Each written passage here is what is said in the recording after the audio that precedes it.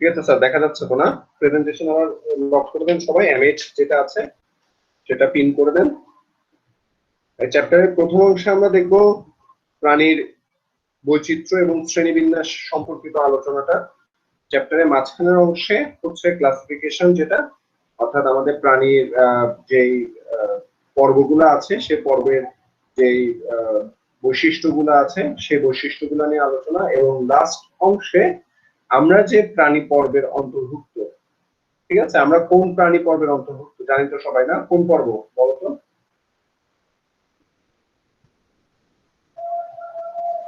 কথা কি শোনা যাচ্ছে? আমরা কোন পর্বের অন্তর্ভুক্ত স্যার?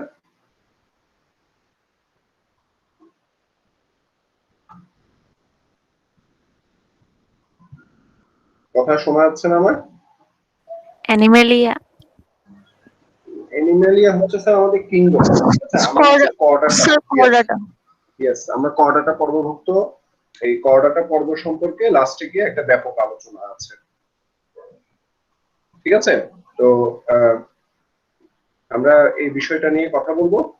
আচ্ছা, প্রথমে তোমাদেরকে একটা জিনিস ক্লিয়ার করে দিই। আমি তোমাদেরকে আগেই বলছি যে আমাদের প্রত্যেকটা অধ্যায়কে ভাগ করা আছে এবং আমাদের এই অধ্যায়ের জন্য বরাদ্দকৃত ক্লাস হচ্ছে 6টা ক্লাস।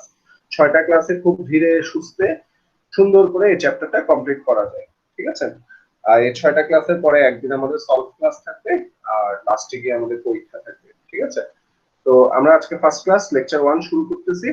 একটু লক্ষ্য করো, প্রথমে আমাদের যে আলোচনাটা আসবে, হ্যাঁ, সেটা হচ্ছে প্রাণী বৈচিত্র্য। খাতা আছে সবার কাছে? স্যার খাতা আছে? ওকে, খাতা যদি থাকে, হ্যাঁ, খাতার মধ্যে একটু লিখে ফেলো। হ্যাঁ, প্রথম টপিক প্রাণী বৈচিত্র্য। আচ্ছা, মোবাইলটা বা ডিভাইসটা কোন একটা কিছুর সাথে সামনে রাখো যাতে একটু তাকালে বোঝা যায়। প্রাণী বৈচিত্র্যে আমরা সংজ্ঞাটা আগে দেখবো। ঠিক আছে, আগে সংজ্ঞাটা লিখে ফেলো, তারপর আমি এটাকে ব্যাখ্যা করে বলতেছি। ঠিক আছে, লিখো পৃথিবীর সমস্ত বা পৃথিবীর সকল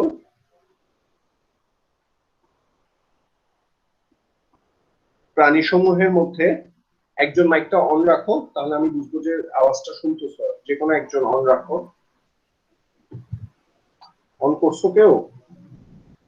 জি স্যার, করছি।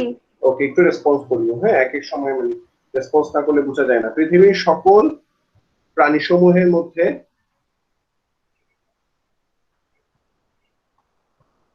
লিখছো? পৃথিবীর সকল প্রাণীসমূহের মধ্যে জিনগত, প্রজাতিগত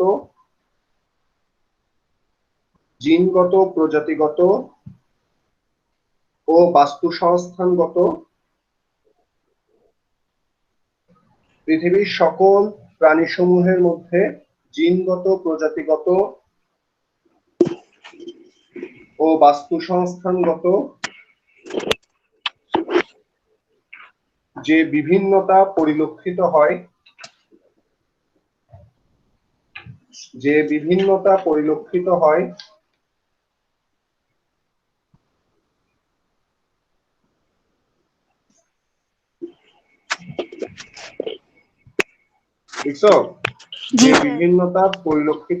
তাকে প্রাণী বৈচিত্র্য বা এনিম্যাল ডাইভার্সিটি বলে।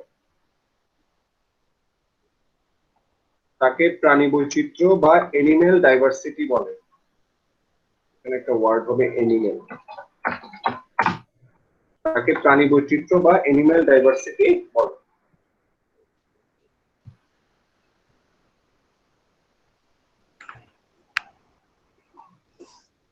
ঠিক আছে? জি স্যার।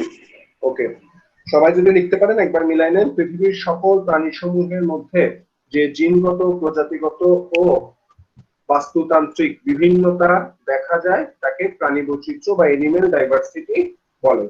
আমরা প্রথম থেকে প্র্যাকটিস করব যে ওয়ার্ডগুলো বাংলা এবং ইংলিশ দুটোটাই শিখে ফেলতে, নাহলে পরবর্তীতে গিয়ে আমরা কিন্তু খুব বড় ধরনের প্রবলেম ফেস করব।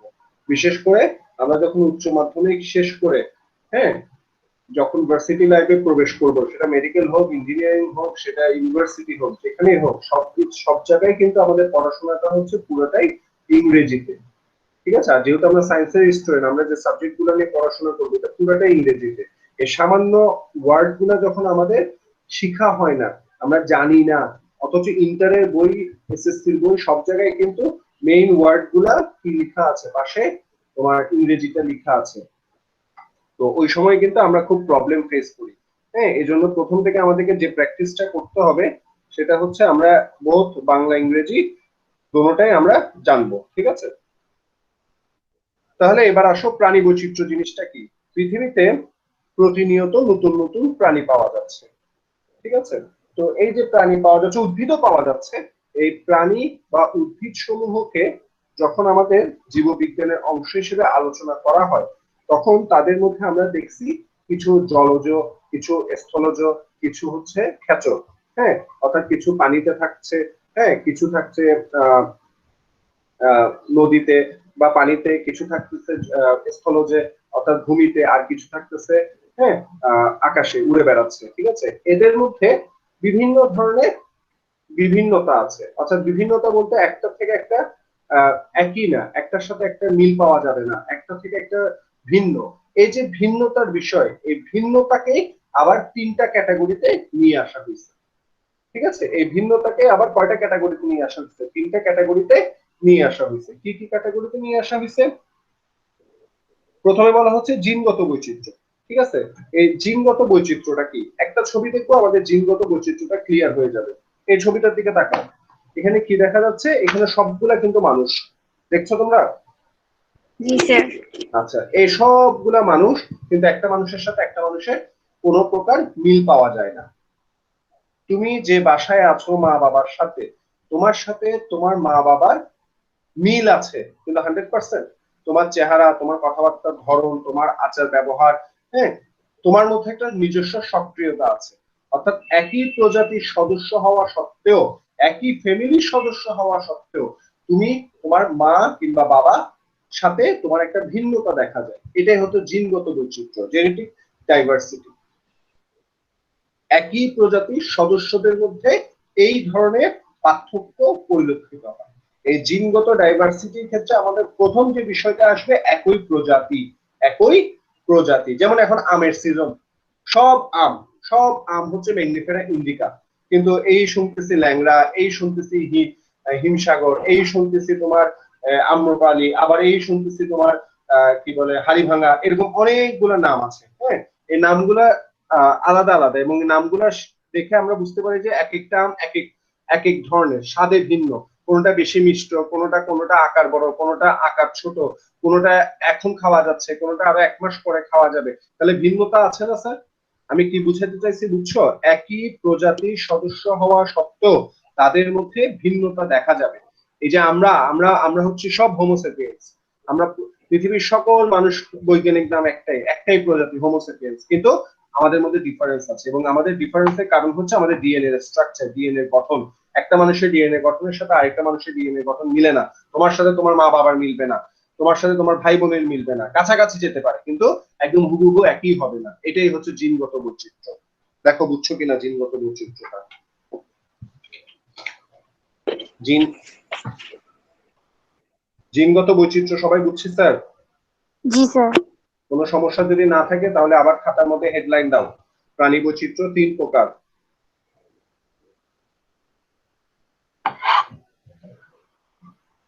প্রাণী বৈচিত্র্য 3 প্রকার।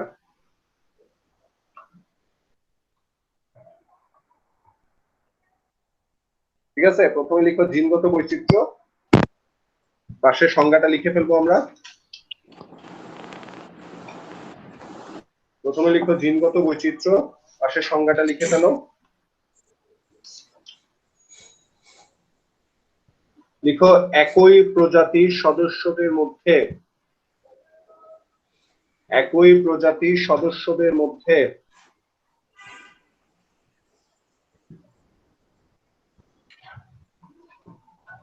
একই প্রজাতির সদস্যদের মধ্যে যে বিভিন্নতা বা বৈচিত্র্যতা লক্ষ্য করা যায়, একই প্রজাতির সদস্যদের মধ্যে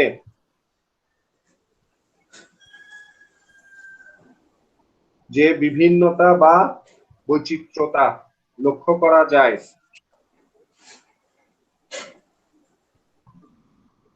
তাকে জিনগত বৈচিত্র্য বা জেনেটিক ডাইভার্সিটি বলে। তাকে জিনগত বৈচিত্র্য বা জেনেটিক ডাইভার্সিটি বলে। বুঝতে পারছো সবাই? জি স্যার। ঠিক আছে, এরপর নিচে লিখো, একে অন্তঃপ্রজাতিক বৈচিত্র্য বলে। অন্ত বানান ভুল করিও না, অন্ত, সরিয় সরিয় নয়তো, অন্ত, একে অন্ত, তারপর বিসর্গ আছে, অন্ত প্রজাতিক বৈচিত্র্য বলে।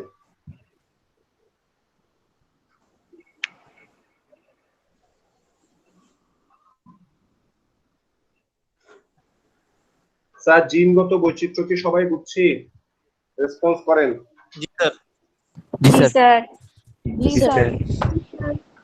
ঠিক আছে, জি স্যার। কোনো সমস্যা থাকলে কিন্তু আমাকে বলতে হবে, না হলে কিন্তু আমি বুঝবো না। স্যার স্যার যমজদের ক্ষেত্রে কি একই হবে? যমজদের ক্ষেত্রে স্যার যেটা হয়, যমজ দুই প্রকার আছে, মানে সাধারণ অর্থে যমজ দুই প্রকার, একটা হচ্ছে একই প্লাসেন্টার যমজ, আর একটা হচ্ছে ভিন্ন প্লাসেন্টার যমজ। একই প্লাসেন্টার যে যমজ, তাদের মধ্যে মিলটা খুব বেশি পাওয়া যায়, হ্যাঁ, কিন্তু তারপরও কিছু অমিল থাকবে স্যার। যেমন নর্মাল যমজ না এমন ভাই বোনের দেখা যাবে যে ডিএনএ এর স্ট্রাকচারের মধ্যে ভালো রকমের একটা ডিফারেন্স থাকবে, ঠিক আছে, কিন্তু যমজ এবং একই প্লাসেন্টা থেকে সৃষ্ট, অর্থাৎ মায়ের একই প্লাসেন্টার ভিতরে তারা অবস্থান করছে, তাদের মধ্যে মিল পাবো খুব বেশি, তবে কিছু অমিল থাকবে। ঠিক আছে, একদম হুবহু কিন্তু হবে না। যেমন যমজ যে তুমি যদি দেখো, দেখবে যে কিছু না কিছু ডিফারেন্স আছে তাদের মধ্যে। একজন একটু মেধাবী হলে একজন একটু কম মেধাবী হয়, একজন একটু কথাবার্তা বেশি বললে আরেকজন একটু কথাবার্তা কম বলে, এরকম হয় কিনা? জি স্যার। ঠিক আছে, থাকবে, অবশ্যই বৈচিত্র্য থাকবে। একটা মানুষের ডিএনএ স্ট্রাকচার বা জিনের স্ট্রাকচার কখনো হুবহু আরেকটা মানুষের স্ট্রাকচারের সাথে 100% মিল হবে না। ঠিক আছে স্যার, তাহলে জিনগত বৈচিত্র্য সবাই বুঝছো, এটা উদাহরণটা আর লেখার দরকার নেই, মাথায় রাখতে হবে জিনিসটা। ঠিক আছে, এই ছবিটা মাথায় রেখে দাও, অর্থাৎ হোমোসেপিয়েন্স, সবাই হোমোসেপিয়েন্স, কিন্তু তাদের মধ্যে ডিফারেন্স আছে। নেক্সট চলে যাচ্ছি প্রজাতিগত বৈচিত্র্য। এটা একদম সোজা, ছবি দেখে দেখো, এখানে অনেকগুলো প্রাণীর ছবি দেওয়া আছে। ঠিক আছে, এক প্রজাতির সাথে আরেক প্রজাতির কি হবে না, কোনো প্রকার মিল হবে না। অর্থাৎ এক প্রজাতির বৈশিষ্ট্যের সাথে আরেক প্রজাতি, গরুর সাথে ছাগলের, ছাগলের সাথে ভেড়ার, ভেড়ার সাথে মহিষের, মহিষের সাথে কুকুরের, কুকুরের সাথে জেব্রা, জেব্রার সাথে বাঘের, বাঘের সাথে আমাদের, আমাদের সাথে বানরের মিল আছে? না স্যার। হ্যাঁ, তুমি বলতে পারো স্যার ওদের চোখ দুইটা আমাদের চোখ দুইটা, সেটা ভিন্ন বিষয়, কিন্তু স্ট্রাকচার বলো, খাদ্যাভ্যাস বলো, বর্ণ বলো, আকৃতি বলো, গঠন বলো, এগুলো কি মিল আছে? মিল নাই। এক প্রজাতি থেকে আরেক প্রজাতি ভিন্ন। ঠিক আছে, এক প্রজাতি থেকে আরেক প্রজাতি ভিন্ন। ঠিক আছে, এই ভিন্নতাই হচ্ছে প্রজাতিগত বৈচিত্র্য, স্পেসিস ডাইভার্সিটি। ঠিক আছে স্যার, দেখেন বুঝছেন কিনা? অর্থাৎ একটা নির্দিষ্ট অঞ্চলে বসবাস করে অনেকগুলা সদস্য, এই সদস্যগুলা ভিন্ন ভিন্ন প্রজাতির, তাহলে অবশ্যই তাদের মধ্যে কি থাকবে? ভিন্নতা থাকবে। ঠিক আছে, তাহলে সংজ্ঞাটা লিখে ফেলো, সংজ্ঞাটা লিখে ফেলো। ভিন্ন প্রজাতির প্রাণীসমূহের মধ্যে, ভিন্ন প্রজাতির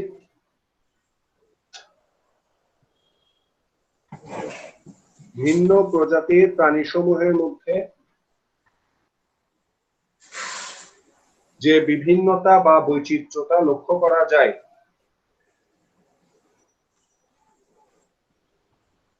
ভিন্ন প্রজাতির প্রাণীসমূহের মধ্যে যে বিভিন্নতা বা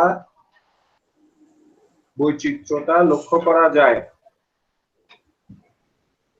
তাকে প্রজাতিগত বা স্পেসিস ডাইভার্সিটি বলে। ভিন্ন প্রজাতির প্রাণীসমূহের মধ্যে যে বিভিন্নতা বা বৈচিত্র্যতা লক্ষ্য করা যায়,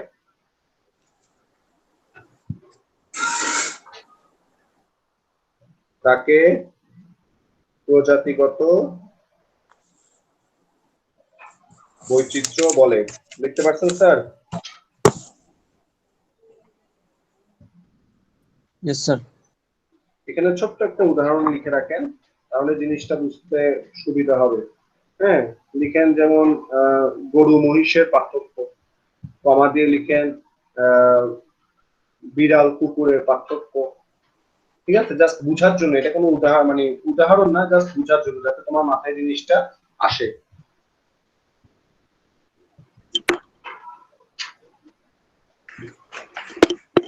ঠিক আছে,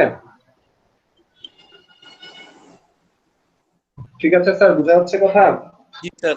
জি স্যার। আচ্ছা, আগেরটায় কি একটু জায়গা আছে লিখার? আগেরটার মধ্যে একটা কথা একটু লিখে ফেললে মনে হয় বেটার হয়।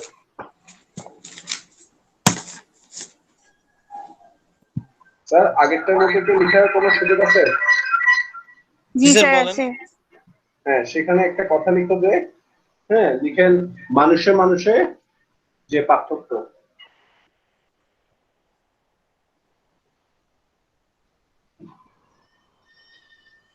মানুষে মানুষে যে পার্থক্য।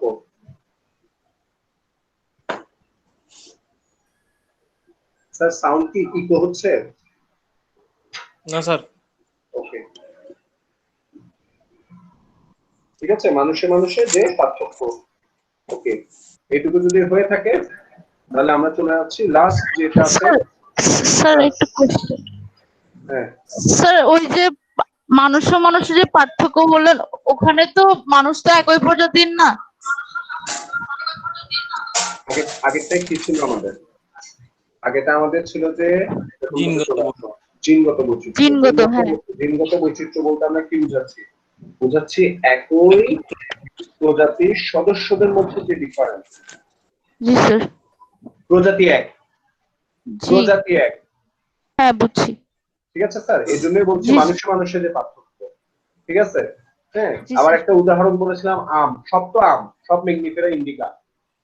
জি ঠিক আছে, তারপর ধরো এই যে আমরা যে বিভিন্ন ধরনের কুকুর বলি, হ্যাঁ দেখা গেছে তোমার কুকুরের, কুকুর যারা পালো, আচ্ছা বাদ দাও, কুকুরের বাদ দাও, কবুতরে আসো, এই যে কবুতর পালে, খুব অনেকে তোমরা হয়তো কবুতর পালো, বিভিন্ন প্রজাতির কবুতর আছে না?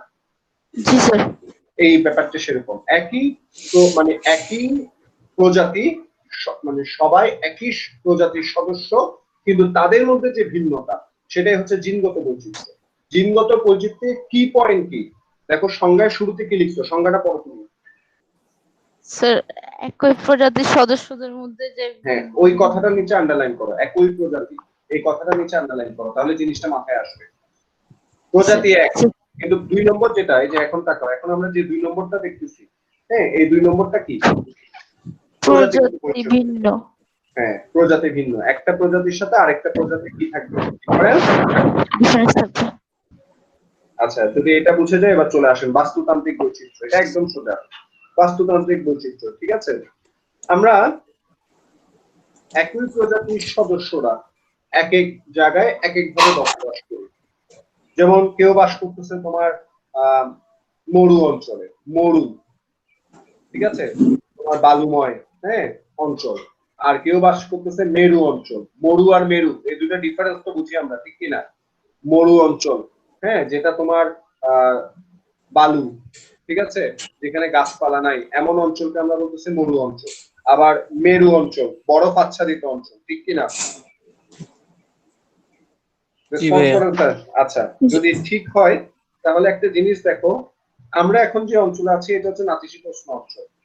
এই অঞ্চলে আমরা যেভাবে থাকতেছি, আমাদের কাপড় চোপড় হয় সাধারণত হালকা ধরনের, খুব বেশি ভারী কাপড় কিন্তু আমরা পরি না। যেহেতু আমাদের এখানে তাপমাত্রা মোটামুটি ভালো রকমের তাপমাত্রা থাকে। আবার আমরা যদি একটা শীত প্রধান অঞ্চলে চলে যেতাম, তাহলে আমাদের কাপড় চোপড় কেমন হইতো, আমরা অনেক ভারী কাপড় পরতাম, ঠিক কিনা? আবার অধিক জি স্যার। গরম, মরুভূমিতে যারা থাকে তারাও ভারী কাপড় পরে, দেখছো? কিসের জন্য? রোদের তাপ থেকে বাঁচার জন্য, ঠিক কিনা? আমাদের স্যার। খাদ্যাভ্যাস কিরকম, আমরা যে যে ধরনের খাবার দাবার খাই, হ্যাঁ অন্য অঞ্চলের মানুষ ভিন্ন ধরনের খাবার খায়। আমরা এই অঞ্চলে কি ধরনের খাবার খাই? আমাদের প্রধান খাদ্য হচ্ছে ভাত, কোন কোন দেশের প্রধান খাদ্য হচ্ছে আলু, কোন কোন দেশের প্রধান খাদ্য হচ্ছে রুটি। ঠিক আছে, এরকম ভিন্নতা আছে না স্যার? আছে। হ্যাঁ, জি স্যার। এই যে ভিন্নতা, প্রাণী একই কিন্তু ভিন্ন ভিন্ন জলবায়ুর সাথে বসবাস করার সময় তারা ভিন্ন ভিন্ন ভাবে বাস্তুতান্ত্রিক সম্পর্ক গড়ে তোলে। আমাদের যা শহর আর গ্রামের জিনিসটা তুমি চিন্তা করো, শহরে দেখা যাচ্ছে রাত 10টা বাজেও হ্যাঁ মানুষজন বাইরে হাঁটাহাঁটি করতেছে, কিন্তু একটু গ্রাম অঞ্চলে চলে যাও, একটু ধরো রুরাল এরিয়াতে চলে যাও, সেখানে দেখা যাবে 7টা-8টার পর রাস্তায় মানুষ পাচ্ছে না। তার মানে কি ভিন্নতা আছে না নাই? একই দেশ হওয়া সত্ত্বেও, একই জেলা হওয়া সত্ত্বেও দেখা যাচ্ছে যে লাইফ স্টাইলের মধ্যে কি আছে, ডিফারেন্স আছে। ঠিক আছে, আমি সহজ করে বোঝানোর জন্য গ্রাম আর শহরের কথাটা বললাম, কিন্তু ব্যাপারটা আসলে অঞ্চল ভেদে। যেমন বাংলাদেশ, পাকিস্তান, তারপর ইন্ডিয়া, হ্যাঁ এই আমরা যে অঞ্চল, ঠিক আছে, আমাদেরটা হচ্ছে ইন্দ্রমালয় অঞ্চল, পড়বো আমরা সামনে। এই অঞ্চলটার নাম হচ্ছে ইন্দ্রমালয় অঞ্চল। এই অঞ্চল হচ্ছে নাতিশীতোষ্ণ। আমাদের জীবন ধারণ পদ্ধতি একরকম। আমাদের এখানে যে পশু পাখি আছে তারাও এই অঞ্চলের সাথে মিলেমিশে বসবাস করে, এই অঞ্চলের পরিবেশের সাথে মিলেমিশে বসবাস করে। বাস্তুতান্ত্রিক সম্পর্কটা এই অঞ্চল বেস করে তৈরি করছে তারা। কিন্তু আমরা যদি একটু সরে যাই, আমরা যদি যেতে যেতে তোমার ধরো বঙ্গোপসাগর পার হয়ে ওই পাশে চলে গেলে তোমার হ্যাঁ ইউরোপ আমেরিকার দিকে চলে যায়, যেখানে তোমার শীত প্রধান অঞ্চল, হ্যাঁ সেখানে গিয়ে আমরা দেখবো যে সেখানে জীবন চালানোর বিষয়টা অন্যরকম, ঠিক কিনা? এটাই হচ্ছে বাস্তুতান্ত্রিক বৈচিত্র্য। পুকুরের মাছ একভাবে বাস্তুতন্ত্র গঠন করে, সাগরের মাছ আরেকভাবে বাস্তুতন্ত্র গঠন করে, ঠিক কিনা? জি স্যার। জি। এটাই। হ্যাঁ আমরা যে গরু গরু পালি হ্যাঁ খামারের মধ্যে, সেটা খামারের বাস্তুতন্ত্রের সাথে ইউজড, আর বন্য গরু সেটা ওই বনের সাথে ইউজড। তাহলে এক এক অঞ্চলের প্রাণী বাস্তুতন্ত্রের উপর বেস করে তার আচার আচরণ, খাদ্যাভ্যাস, হ্যাঁ সবকিছুর মধ্যে কি লক্ষ্য করা যায়, বৈচিত্র্যটা লক্ষ্য করা যায়। এটাই হচ্ছে বাস্তুতান্ত্রিক বৈচিত্র্য। ঠিক আছে, দেখো আমি বুঝাতে পারছি কিনা, যদি বুঝে থাকো তাহলে লিখো। লিখো, পৃথিবীর ভিন্ন ভিন্ন অঞ্চলের জলবায়ুর সাথে প্রাণীসমূহের, পৃথিবীর ভিন্ন ভিন্ন অঞ্চলের জলবায়ুর সাথে প্রাণীসমূহের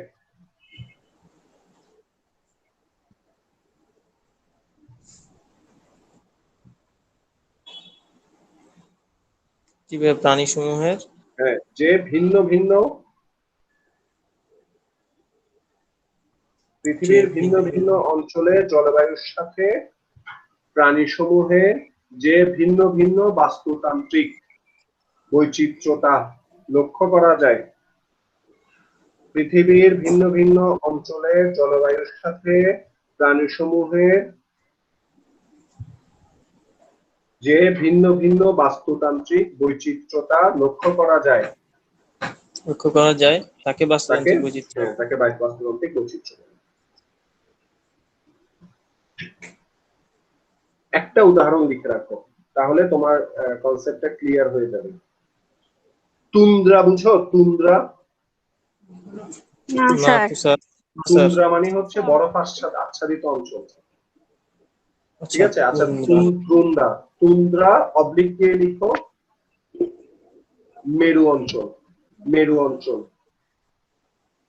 তুন্দ্রা বা মেরু অঞ্চল বরফ আচ্ছাদিত। তুন্দ্রা বা মেরু অঞ্চলে শ্বেত ভাল্লুক, তুন্দ্রা বা মেরু অঞ্চলে শ্বেত ভাল্লুক, ঠিক আছে, ও বনভূমি অঞ্চলের কালো ভাল্লুকের মধ্যে পার্থক্য। বনভূমি অঞ্চলের, বনভূমি অঞ্চলের কালো ভাল্লুক, কালো ভাল্লুক বলছি এটা যাতে বুঝতে সুবিধা হয়, এটাকে আসলে কালো ভাল্লুক বলে না, ওভাবে নরমাল ভাল্লুকই বলে সেটাকে।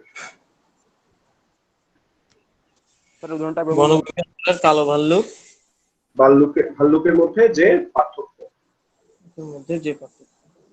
এটা বুঝছো? উদাহরণটা বুঝছো তোমরা কি বুঝাতে চাইছি? জি স্যার। জি স্যার। দুটোটাই কিন্তু ভাল্লুক, কিন্তু শ্বেত অঞ্চলে ভাল্লুক একভাবে জীবন চালায়। সে কি মধু খায়? শ্বেত অঞ্চলের ভাল্লুক না। হ্যাঁ সে কি করে? বরফ খুঁড়ে মাছ মাছ কালেক্ট করে। হ্যাঁ এটা দেখছো তোমরা বিভিন্ন তোমার ডিসকভারি কিংবা ন্যাশনাল জিওগ্রাফি চ্যানেলে দেখা যায়।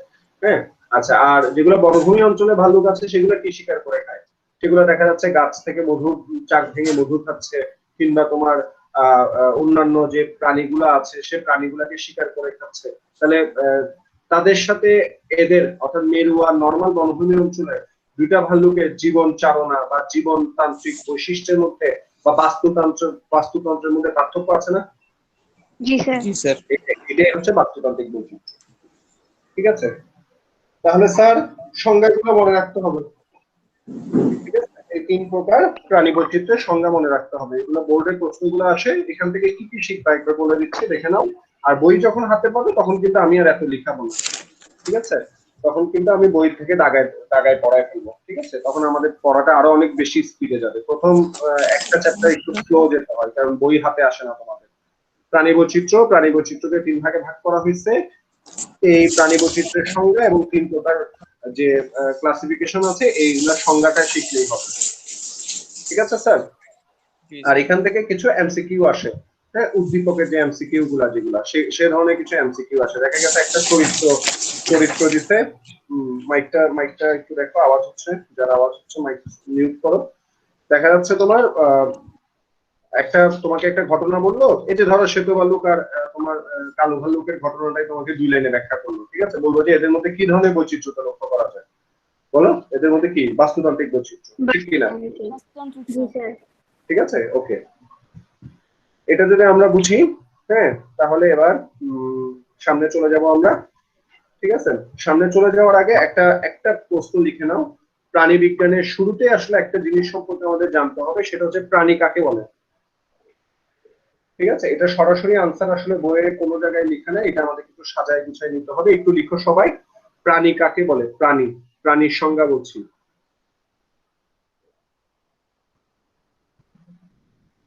লিখছো প্রাণীর সংজ্ঞা? জি স্যার। হ্যাঁ, একটু সংজ্ঞাটা লিখো আস্তে আস্তে। যেসব বহুকোষী ইউক্যারিওটিক জীব সুনির্দিষ্ট আকার আকৃতি বিশিষ্ট, যে সকল বহুকোষী ইউক্যারিওটিক জীব সুনির্দিষ্ট আকার আকৃতি বিশিষ্ট,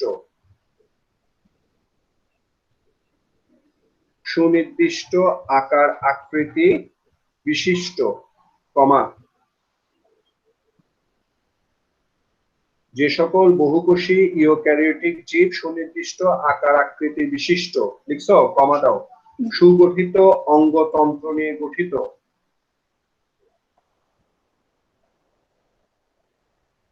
সুগঠিত অঙ্গতন্ত্র নিয়ে গঠিত।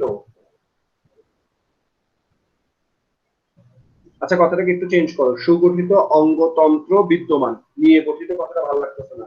সুগঠিত অঙ্গতন্ত্র বিদ্যমান,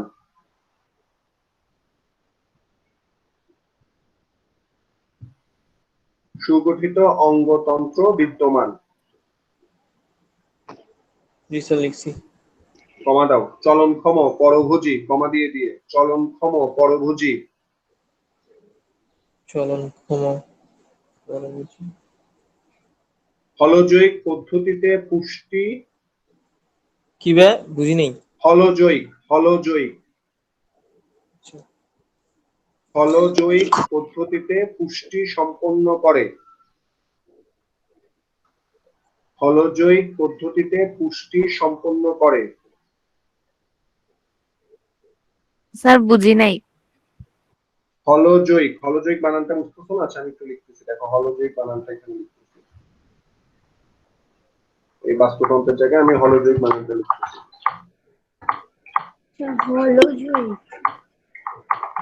না বুঝতে বলবো, অসুবিধা নেই, অনেক সময় শুনতে অসুবিধা হয়।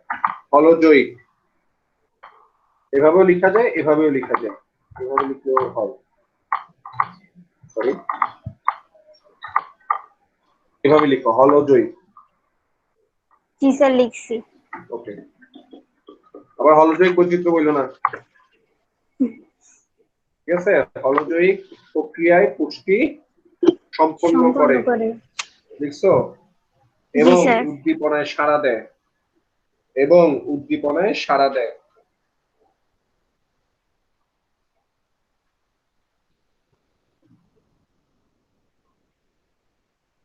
লিখছো সবাই? এবং উদ্দীপনায় সাড়া দেয়, লিখছি।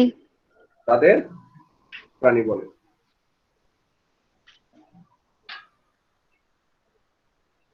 স্যার প্রথম থেকে আরেকবার বলবেন একটু? অবশ্যই বলবো। যে সকল বহুকোষী ইউক্যারিওটিক জীব সুনির্দিষ্ট আকার আকৃতি বিশিষ্ট, সুগঠিত অঙ্গতন্ত্র বিদ্যমান, চলনক্ষম, পরভোজী, হলজয়ী পদ্ধতিতে পুষ্টি সম্পন্ন করে এবং উদ্দীপনায় সাড়া দেয়, তাদের প্রাণী বলে। স্যার একটা কোশ্চেন ছিল। অবশ্যই। স্যার হলজৈব পদ্ধতি বলতে কি হ্যাঁ, বোঝাচ্ছেন? বুঝাচ্ছি, এটা বুঝাচ্ছি। আচ্ছা, প্রথম থেকে আসো। যে সকল বহুকোষীয় ইউক্যারিওটিক জীব, মনে রাখবা প্রাণী মাত্রই ইউক্যারিওটিক। ঠিক আছে, প্রাণী কখনো কি হয় না, প্রোক্যারিওটিক হয় না। 9 10-এ পড়ে আসছো সমগ্র জীবজগৎকে দুভাগে ভাগ করা যায়, প্রোক্যারিওটা, ইউক্যারিওটা, মনে আছে? এবং জি, স্যার। আমরা হচ্ছে ইউক্যারিওটার অন্তর্ভুক্ত, এনিমালিয়া, জগৎ হচ্ছে এনিমালিয়া। ঠিক আছে, তাহলে আমরা কখনোই কি কোনো প্রাণী, পৃথিবীতে যত ক্ষুদ্রাতি ক্ষুদ্র প্রাণী হোক, কখনোই সেটা প্রোক্যারিওটিক হতে পারবে না। ঠিক আছে, সেটা অবশ্যই কি হবে, ইউক্যারিওটিক হবে। সেকেন্ড কথা, প্রাণী মাত্রই সুনির্দিষ্ট আকার আকৃতি বিশিষ্ট, অর্থাৎ কয়টা হাত, কয়টা পা, কয়টা আঙ্গুল, কয়টা চোখ, কয়টা নাক, কয়টা তোমার কান, এগুলো সুনির্দিষ্ট থাকবে। হ্যাঁ, উদ্ভিদের মতন না। আম গাছে 12টা শাখা প্রশাখা থাকে, জানো? প্রত্যেকটা আম গাছে যে 12টা শাখা প্রশাখা আছে, জানো এটা? না স্যার। শুনছো কখনো? না স্যার। না স্যার। এটা মিথ্যা কথা, আমি মিথ্যা কথা বলছি, ভুয়া কথা বলছি। এরকম কোনো সূত্র নাই তো, কথা বুঝছো? এরকম কোনো কিছু নাই, ফিক্সড আছে আম গাছে 12টা খেলা থাকবে, অর্থাৎ 12টা শাখা প্রশাখা থাকবে, এরকম কোনো ফিক্সড আছে? না না স্যার। নাই। স্যার। কিন্তু গরুর 4 পা, আমি যদি এখন যতই তোমাকে বলি গরুর 5 পা, বিশ্বাস করবা? না। না। হ্যাঁ, তাহলে কি বুঝাতে চাইলাম, অর্থাৎ প্রাণীর আকার আকৃতি সুনির্দিষ্ট। ঠিক আছে, উদ্ভিদের হয় না। এই এই তুমি যা খাতায় লিখছো ওইদিকে তাকাও, এই প্রত্যেকটা হচ্ছে প্রাণীর বৈশিষ্ট্য, সুনির্দিষ্ট আকার আকৃতি বিশিষ্ট। হ্যাঁ, বলতে পারো স্যার আকার বড় ছোট হতে পারে, জি হতে পারে। হ্যাঁ, কিন্তু 4 পা 4 পা 4টাই থাকবে। গরু অনেক বড় হয়, গরু অনেক ছোট হয়। সামনে কোরবানি, দেখা যাবে তোমার 1 লাখ টাকার গরু চলে আসছে বাজারে, কিন্তু ওইটারও 4 পা। আবার যেটা, যে গরুর দাম 25,000 টাকা, 5,000 টাকা, 10,000 টাকা, 15,000 টাকা, যতই দাম হোক কম হোক না কেন, পা পা কয়টা হবে? 4টাই হবে, ঠিক কিনা? জি স্যার। জি স্যার। দেখেন, সুগঠিত অঙ্গতন্ত্র। ঠিক আছে, অঙ্গতন্ত্রটা সুগঠিত। যেমন আমাদের পরিপাক তন্ত্র আছে, আমাদের শ্রবণ তন্ত্র আছে, প্রত্যেকটা তন্ত্র আলাদা আলাদা কাজে নিয়োজিত আছে। আমাদের পরিপাক তন্ত্রের কাজ হচ্ছে খাবার পরিপাক করা। জুনায়েদ, একটু মিউট করো, আওয়াজ আসতেছে বাবা, একটু মিউট করো। তাহলে জুনায়েদ থেকে না, কার থেকে আসতেছে একটু দেখো, কারটা। আলমগীর হোসাইন, ওকে ঠিক আছে, থ্যাংক ইউ। আচ্ছা, শোনা যাচ্ছে এবার স্পষ্ট? জি স্যার। ওকে, এখন দেখো, আবার অঙ্গতন্ত্র সুনির্দিষ্ট। আমাদের আমাদের শ্বসন তন্ত্র কিসের কাজে ব্যস্ত? রেসপিরেশন, শ্বসনের কাজে ব্যস্ত। আমাদের পরিপাক তন্ত্র খাবার পরিপাকের কাজে ব্যস্ত। রেচন তন্ত্র রেচনের কাজে ব্যস্ত। তাহলে আমাদের মতন অঙ্গতন্ত্র আছে সকল প্রাণী, কিন্তু কোন উদ্ভিদের কি থাকে না, অঙ্গতন্ত্র থাকে না। উদ্ভিদ কাজ করে কোন পর্যায়ে? টিস্যু পর্যায়ে। ঠিক আছে, আর আমরা কাজ করি তন্ত্র পর্যায়ে। ঠিক আছে, এটা আমরা পরে গিয়ে দেখবো। ঠিক আছে, আমরা যদি এখন, তুমি যদি একটা গাছকে গিয়ে জিজ্ঞেস করে, এরে তোর খাবার কোন দিক দিয়ে পরিপাক হয়, বলবো যে আমার প্রত্যেকটা কোষে খাবার পরিপাক হয়। আর আমাদেরকে যদি জিজ্ঞেস করে কোন দিক দিয়ে খাবার পরিপাক হয়, আমরা একদম সুনির্দিষ্ট ভাবে বলবো মুখছিদ্র দিয়ে ঢুকে, অন্ননালী হয়ে, গলবিল হয়ে, গলবিল থেকে অন্ননালী হয়ে পাকস্থলী গিয়ে ক্ষুদ্রান্ত বৃহদান্ত, এর বাইরে কোনো জায়গায় খাবার পরিপাকের কি নাই, সুযোগ নাই। এজন্য বলা হচ্ছে সুগঠিত অঙ্গতন্ত্র বিদ্যমান, চলনক্ষম, গুটি কয়েক ব্যতিক্রম ছাড়া। কথাটা খেয়াল করো, শোনা যাচ্ছে? গুটি কয়েক জি। ব্যতিক্রম ছাড়া। হ্যাঁ, ম্যাক্সিমাম প্রাণীর অঙ্গ চলনক্ষম আছে, বা চলার ক্ষমতা আছে। এবং কোন প্রাণীগুলা চলাচল করতে পারে না, এটা কিন্তু আমরা এই চ্যাপ্টারে শিখে ফেলবো।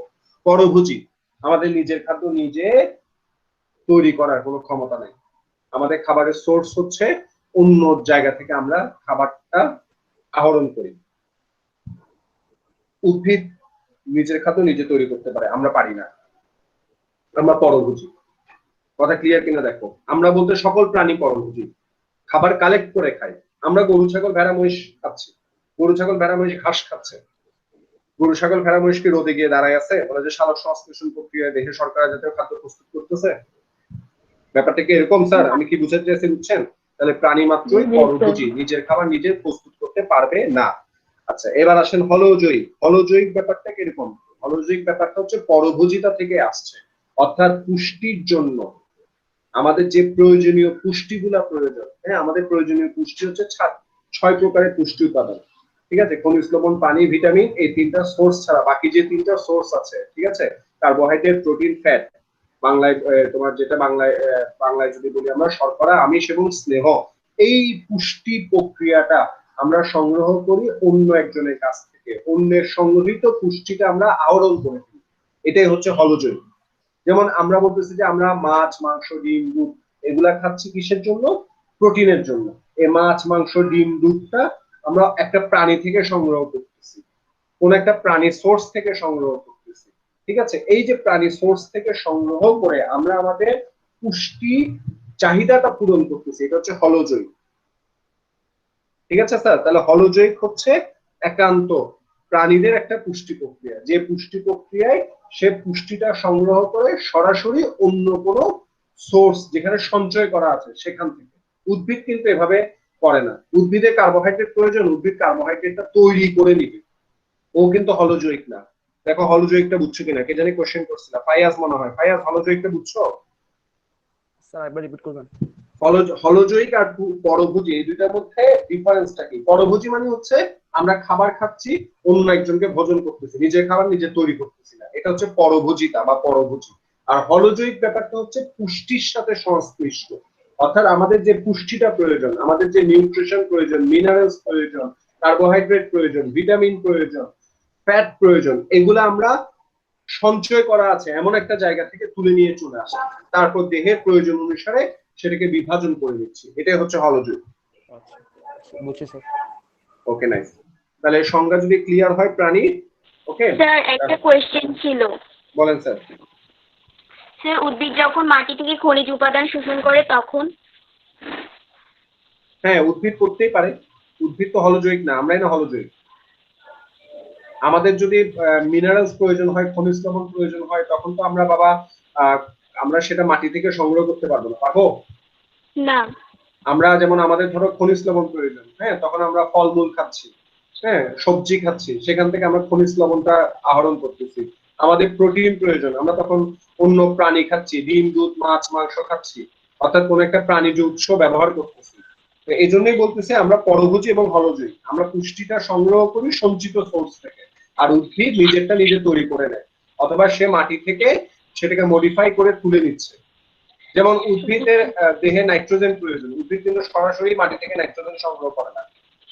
ঠিক আছে, উদ্ভিদ মাটি থেকে যে নাইট্রোজেনটা সংগ্রহ করে সেটাকে সে নাইট্রেট বা নাইট্রাইট রূপে সংগ্রহ করে, তারপর সেটাকে দেহের ভিতরে ঢুকায়, ভেঙে চুরে, তারপর সেখান থেকে তার প্রয়োজনীয় নাইট্রোজেনের চাহিদা সে কি করে? পূরণ করে।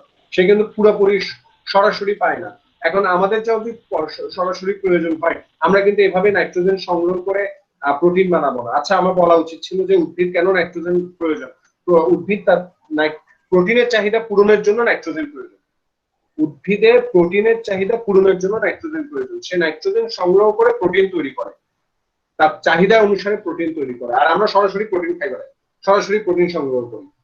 দেখো কথাটা বুঝছো কিনা? জি স্যার। অর্থাৎ একজন উপাদানগুলা কালেক্ট করে স্যার তাহলে বলো। স্যার তাহলে প্রাণী ছাড়া আর কোনো কিছু হলযোগ পদ্ধতিতে পুষ্টি সম্পন্ন করে না?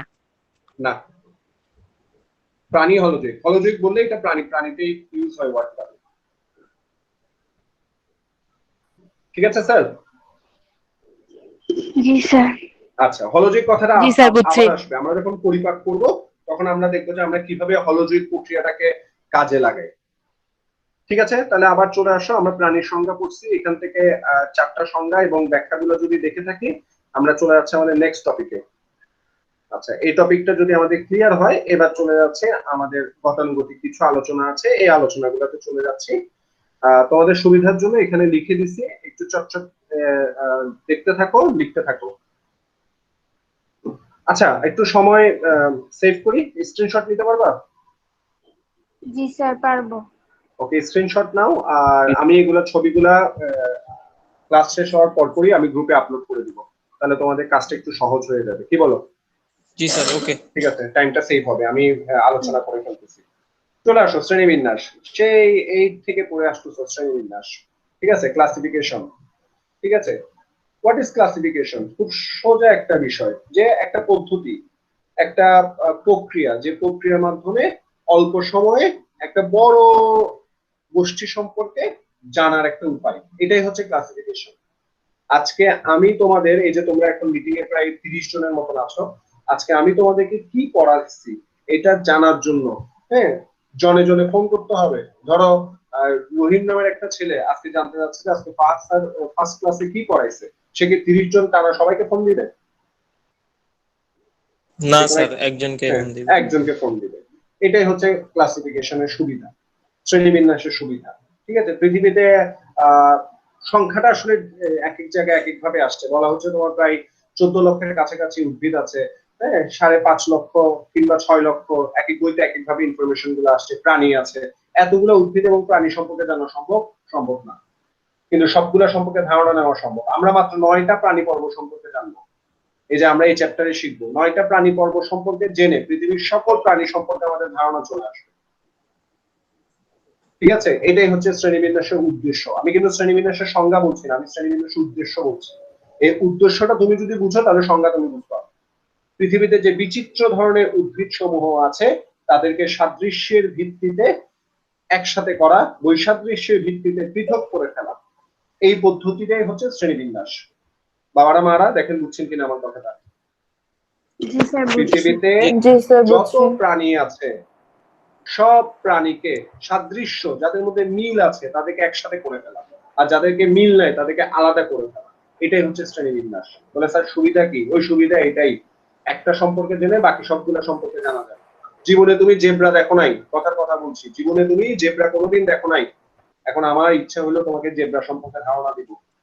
তোমাকে নিয়ে গেলাম জাম্বুরি মাঠে, জাম্বুরি মাঠের পাশে ঘোড়া ঘুরে বেড়াচ্ছে। আমি বললাম দেখ এই হচ্ছে ঘোড়া, ঘোড়ার মতন জেব্রারও 4টা পা, তবে জেব্রার কালার হয় সাদা কালো। আরেকদিন তুমি কোনো একদিকে যাওয়ার সময় দেখলা একটা সাদা কালো কিছু একটা ঘোড়ার মতন, তখন তুমি বুঝবা যে না এটা তো জেব্রা, স্যার আমাকে জেব্রা সম্পর্কে ধারণা দিচ্ছিল, ঠিক কিনা? জি স্যার। এটাই হচ্ছে ব্যাপারটা, আর কিছুই না। তাহলে সংজ্ঞাটা দেখো, বিচিত্র ধরনের অসংখ্য প্রাণী সমূহকে এদের পারস্পরিক সাদৃশ্য ও বৈসাদৃশ্যের ভিত্তিতে একটি নির্দিষ্ট রীতি অনুসারে, একটা নির্দিষ্ট রীতি আছে, রীতিটা নিচে লেখা আছে, গোষ্ঠীভুক্ত করার পদ্ধতিকে শ্রেণীবিন্যাস বলে। ঠিক আছে স্যার? বলে স্যার রীতিটা কি? রীতিটা হচ্ছে শ্রেণীবিন্যাস করার সময় একটা প্রাণীকে 7টা ধাপে সাজায় নিতে হবে। ঠিক আছে, এবং এই 7টা ধাপ কি? Kingdom, phylum, class, order, family, genus, species. ঠিক আছে স্যার? জগৎ, পর্ব, শ্রেণী, বর্গ, গোত্র, গণ, প্রজাতি। সিরিয়ালটা মেনটেন করতে হবে।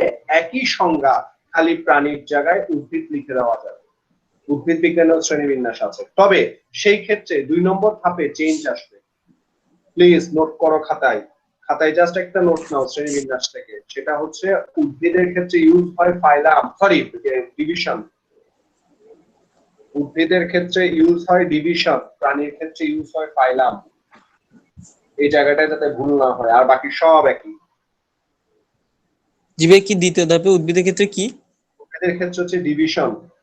আচ্ছা, ডিভিশন।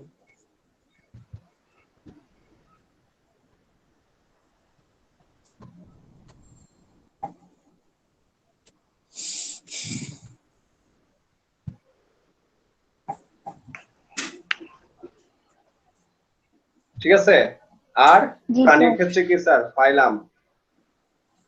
জি স্যার। এটা বুঝছি সবাই? জি স্যার জি স্যার। বুঝছি। জি স্যার। ওকে, এটা যদি বুঝে থাকি তাহলে শ্রেণীবিন্যাসের 7টা ধাপ ক্লিয়ার। আচ্ছা, এবার চলে আসো, আমরা আস্তে আস্তে চ্যাপ্টারের গভীরের দিকে যাচ্ছি। শ্রেণীবিন্যাসের ভিত্তি। শ্রেণীবিন্যাসের ভিত্তি স্যার, স্যার ভিত্তি বলতে কি বোঝাচ্ছে? এখন তুমি চাইলে পৃথিবীর প্রাণী সমূহকে বিভিন্ন ভাবে সাজাইতে পারো। ঠিক আছে, পৃথিবীর প্রাণী সমূহকে বিভিন্ন ভাবে সাজাতে পারো। ঠিক আছে, আচ্ছা এর আগেরটা, এটা এটা ফাইলাম পর্ব, ডিভিশন কিন্তু বিভাগ, ওটা লিখছো? জি স্যার, যদি লিখছি। বাংলায় করো তখন কিন্তু আবার ডিভিশন মানে পর্ব না, বাংলায় করলে কিন্তু উদ্ভিদের ক্ষেত্রে ডিভিশন মানে বিভাগ লিখতে হবে। ঠিক আছে, আর ফাইলাম হচ্ছে পর্ব। আচ্ছা ঠিক আছে, ওকে, থ্যাংক ইউ। শ্রেণীবিন্যাসের ভিত্তিতে আসো। শ্রেণীবিন্যাসের ভিত্তি,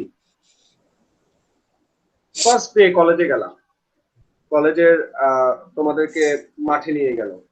ঠিক আছে, মাঠে দাঁড়া করাইলো, মাঠে দাঁড়া করাই। এখন তোমাদেরকে কলেজের যিনি ফিজিক্স ডিপার্টমেন্টের হেড, উনি বললো যে দেখি সবাই আহ, নিজেদের থানা অনুসারে আলাদা হয়ে যাবে। কেউ চানগাঁও থানা, কেউ ডবলমুরিং থানা, কেউ বন্দর থানা, ঠিক আছে, কেউ হালিশহর থানা, এরকম আলাদা হয়ে যাও। হবে, করা যাবে কিনা বলতো? যাবে। জি স্যার, করা যাবে। ভাইস প্রিন্সিপাল এসে বললো দেখি সবাই স্কুল অনুসারে দাঁড়াও। কেউ আগ্রাবাদ বালিকা, কেউ হাতেখড়ি, কেউ আগ্রাবাদ সরকারি কলোনি, কেউ কলেজিয়াট, কেউ নাসিরাবাদ, ঠিক আছে, কেউ খাস্তগি, এভাবে সেটাও তো করা যাবে। যাবে না কিনা বলো? জি স্যার, যাবে। যাবে স্যার। আচ্ছা, যাবে। প্রিন্সিপাল স্যার এসে বললো যে এত কিছু বুঝি না, তোমাদেরকে ভর্তির সময় আমরা সেকশন দিছি, বা সেকশন অনুসারে দাঁড়াও। তাহলে তোমরা এবার সেকশন অনুসারে দাঁড়াই না। তাহলে 3 জন টিচার তোমাদেরকে দাঁড়া করাইছে, 3 জনের ভিত্তি ছিল আলাদা, ঠিক কিনা? জি স্যার। জি আর এটাই হচ্ছে শ্রেণীবিন্যাসের ভিত্তির মতন। শ্রেণীবিন্যাসের যুগে যুগে বিজ্ঞানীরা অনেক ভিত্তি বের করে করে প্রাণীকে আলাদা করছে, এবং সেখান থেকে বাছাইকৃত কিছু ভিত্তি আমাদের সিলেবাসে অন্তর্ভুক্ত করা হয়েছে। ঠিক আছে, দেখো জিনিসটা, শ্রেণীবিন্যাসকে প্রথমে আমরা সংজ্ঞায়িত করছি, তারপর বলছি যে শ্রেণীবিন্যাস এভাবে করতে হয়, এই নিয়ম অনুসারে শ্রেণীবিন্যাস করতে হয়। এটা একটা বিষয় চলে গেল। পরের বিষয়টা কিন্তু চলে আসতেছে পুরাই অন্য একটা বিষয়, যে পৃথিবীর প্রাণীগুলোকে তুমি ভাগ করতে পারবা, যেমন আকারের ভিত্তিতে তুমি ভাগ করতে পারবা। দেখো, প্রথমে আকারের ভিত্তিতে লেখা আছে 2 প্রকার, আণুবীক্ষণিক, বৃহত্তর। আণুবীক্ষণিক খালি চোখে দেখা যায় না, এটা জানো? জি স্যার, আণুবীক্ষণিক খালি চোখে দেখা যায় না। এই পুরা পৃথিবী এখন কাইট হয়ে আছে, পুরা পৃথিবী এখন একপাশে হেলে গেছে একটা আণুবীক্ষণিক জীবের কারণে, ঠিক কিনা? জি স্যার। ঠিক আছে, জীব বলতেছি, এটাকে আবার প্রাণী বলতেছি না, কিন্তু খেয়াল করিও। ঠিক আছে, ভাইরাস কোনো উদ্ভিদও না, প্রাণীও না। ভাইরাস হচ্ছে বদমাইশ। ঠিক আছে, ভাইরাস এমন এক জায়গায় অবস্থান করে, সেটা উদ্ভিদও না, প্রাণীও না। চতুর্থ অধ্যায়ে আমরা পড়বো। ঠিক আছে, দ্বৈত সত্তা, জীবও না, জড়ও না। যাই হোক, ভিন্ন প্রসঙ্গে চলে যাচ্ছে। আকারের ভিত্তিতে আণুবীক্ষণিক প্রাণী, খালি চোখে দেখা যায় না এমন প্রাণী। বৃহত্তর প্রাণী, খালি চোখে দেখা যায় এমন প্রাণী। কোষের ভিত্তিতে এককোষী প্রাণী, অ্যামিবা, ঠিক কিনা? বহুকোষী প্রাণী, আমি, তুমি, গরু, ছাগল, ভেড়া, মহিষ, ঠিক কিনা? জি স্যার। ঠিক আছে, নটোকর্ড, সোজা নটোকর্ড আছে, নটোকর্ড নাই। নটোকর্ড না থাকলে নন কর্ডাটা। হ্যাঁ, এটা আমাদের ঘরের ভিতরে অনেক প্রকারের নন কর্ডাটা প্রাণী ঘুরে বেড়াচ্ছে না? তেলাপোকা নন কর্ডাটা, মশা মাছি নন কর্ডাটা, ঠিক কিনা? ঠিক আছে, আর আমরা গরু, ছাগল, ভেড়া, মহিষ কি কর্ডাটা, করডাটা। ঠিক আছে। আচ্ছা, মেরুদণ্ড, ঠিক আছে। কর্ডাটার মধ্যে আবার অনেকের মেরুদণ্ড আছে, অনেকের মেরুদণ্ড নাই, এটা আমরা পড়বো। কর্ডাটার মধ্যে খেয়াল করো, কিন্তু কর্ডাটার মধ্যে কারো কারো মেরুদণ্ড ডেভেলপ করে, কারো কারো মেরুদণ্ড ডেভেলপ করে না। ঠিক আছে, যেমন আমাদের মেরুদণ্ড ডেভেলপ করে, ঠিক আছে, আমরা হচ্ছে মেরুদণ্ডী। হ্যাঁ, আবার আরেকটা প্রাণী আছে, হ্যাঁ, তোমার মেক্সিমা, সালফা মেক্সিমা, একটা জলজ প্রাণীর কথা বলতেছি, ওর কিন্তু কি নাই, মেরুদণ্ড নাই। ঠিক আছে, একটু আমার কথা শুনো, এই জায়গাটা একটা ঝামেলা হবে। কর্ডাটা নন কর্ডাটা বুঝছি সবাই? রেসপন্স করো। জি স্যার। হ্যাঁ, জি স্যার। কর্ডাটা নন কর্ডাটা হচ্ছে নটোকর্ড থাকলে কর্ডাটা, নটোকর্ড না থাকলে কি নন নন কর্ডাটা। করডাটা। আবার নিচে যেটা আছে সেটা কিন্তু কর্ডাটারই ডিফারেন্স, যে নটোকর্ড থাকা সত্ত্বেও অনেকের মেরুদণ্ড ডেভেলপ করে না, আবার নটোকর্ড থাকা সত্ত্বেও অনেকের মেরুদণ্ড ডেভেলপ করে। যাদের মেরুদণ্ড ডেভেলপ করে, স্যার বলুন। স্যার নটোকর্ড বলতে এক্স্যাক্টলি কি বুঝাইছেন যদি একটু ওকে, বলতেন। একটা মিনিট, যদিও এটা আমাদের পরবর্তী লেকচারের অংশ, একটু সময় নিচ্ছি।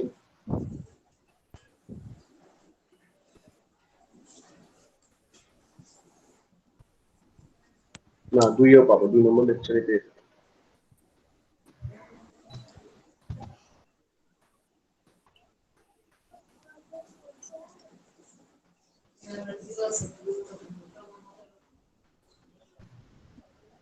বাবা দেখা যাচ্ছে? জি স্যার। আচ্ছা, একটু দেখো। আমরা যখন জন্মগ্রহণ করি তখন আমাদের এই ধরনের একটা গঠন পাওয়া যায়, একটা দৃঢ় গঠন। এটা অস্থি না, সরি, এটা অস্থি না, অস্থির মতন একটা দৃঢ় গঠন পাওয়া যায়, এটাকে বলা হয় নটোকর্ড। ঠিক আছে, যখন আমরা ভ্রূণীয় অবস্থায় থাকি, যে কোশ্চেন করছো বাবা, শুনতেছো? জি স্যার। জি। হ্যাঁ, এই যে এই একটা ভ্রূণীয় অবস্থায় আমাদের একটা দৃঢ় গঠন পাওয়া যায়, এটা হচ্ছে নটোকর্ড। এই দৃঢ় গঠনটার উপরে আমাদের স্নায়ুতে অবস্থান করে, এটা হচ্ছে নার্ভ কর্ড। এই নটোকর্ডটা যাদের থাকে তাদেরকে আমরা বলি কর্ডাটা, আর যাদের থাকে না তাদেরকে বলি নন কর্ডাটা। প্রাণী জগতে 9টা পর্বের মধ্যে 8টা পর্বে, মিউট করো যাদের আওয়াজ হচ্ছে সে মিউট করো, যে প্রাণী পর্বে 9টা পর্বের মধ্যে 8টা পর্বের নন কর্ডাটা, অর্থাৎ তাদের এই ধরনের কোনো নটোকর্ড থাকে না। আর আমরা হচ্ছি কর্ডাটা, আমাদের নটোকর্ড থাকে। আগে এই জিনিসটা বুঝবো। Porifera, Cnidaria, Platyhelminthes, nematoda, mollusca, arthropoda, Echinodermata, এই যে নামগুলা বললাম এগুলা হচ্ছে তোমার নন কর্ডাটা, ঠিক কিনা বলেন? জি স্যার। ওকে, একমাত্র পর্ব যেটা 9 নম্বর পর্ব, সেই 9 নম্বর পর্বটাই হচ্ছে তোমার কর্ডাটা। তাহলে স্যার। কর্ডা, স্যার একটু দাঁড়ান আমি শেষ করে আনসার দিচ্ছি। কর্ডাটা নন কর্ডাটা, যে 8টা পর্ব আছে এই 8টা পর্ব হচ্ছে নন কর্ডাটা, ওদের এটা নাই। আমার পয়েন্টটা দেখা যাচ্ছে? হ্যাঁ, এই তাদের এই জিনিসটা নাই, নটোকর্ডটা নাই, তারা হচ্ছে নন কর্ডেট। আমাদের আছে, আমরা হচ্ছে কর্ডেট। ঠিক আছে, ফার্স্ট বিষয়। এবার আসেন এই নটোকর্ডটা আমি দেখাচ্ছি, একটু সময় দেন। এই নটোকর্ডটা আমাদের ক্ষেত্রে বা কিছু কিছু প্রাণীদের ক্ষেত্রে মেরুদণ্ড দ্বারা প্রতিস্থাপিত হয়ে যায়, অর্থাৎ নটোকর্ড মেরুদণ্ডে চলে যায়, notochord converted to vertebral column, তখন আমরা এদেরকে বলি মেরুদণ্ডী প্রাণী। আর যাদের নটোকর্ড থেকে যায় কিন্তু মেরুদণ্ড ডেভেলপ করে না তাদেরকে আমরা বলি অমেরুদণ্ডী। বলো এবার। বুঝছি স্যার। আরেকজন মনে কোশ্চেন করতে চাইছিল, জুনায়েদ নাকি? জি স্যার, এটাই স্যার, নটোকর্ডটাই পরবর্তীতে মেরুদণ্ড হয় কিনা এটাই জিজ্ঞেস করতে জি জি চাইছিলাম। জি স্যার, নটোকর্ডটাই মেরুদণ্ডী হয়। তাহলে এখানের মধ্যে আসলে এখন যেটা আমরা দেখতেছিলাম সেখানের মধ্যে ব্যাপারটা হচ্ছে প্রথমে আমার মাথায় ঢুকাইতে হবে কর্ডেট নন কর্ডেট, এরপর মাথায় ঢুকাইতে হবে মেরুদণ্ডী অমেরুদণ্ডী।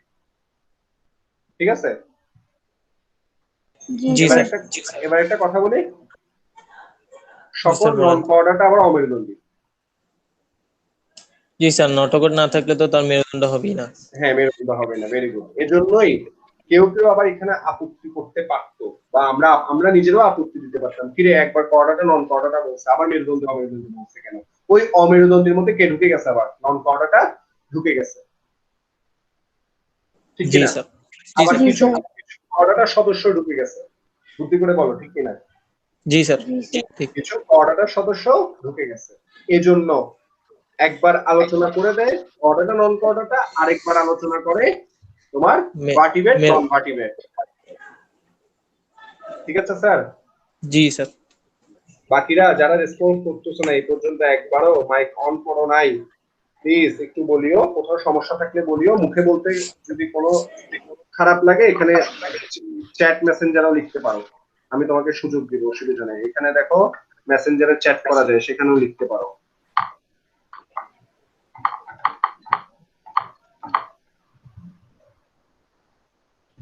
ঠিক আছে স্যার? জি স্যার। ওকে,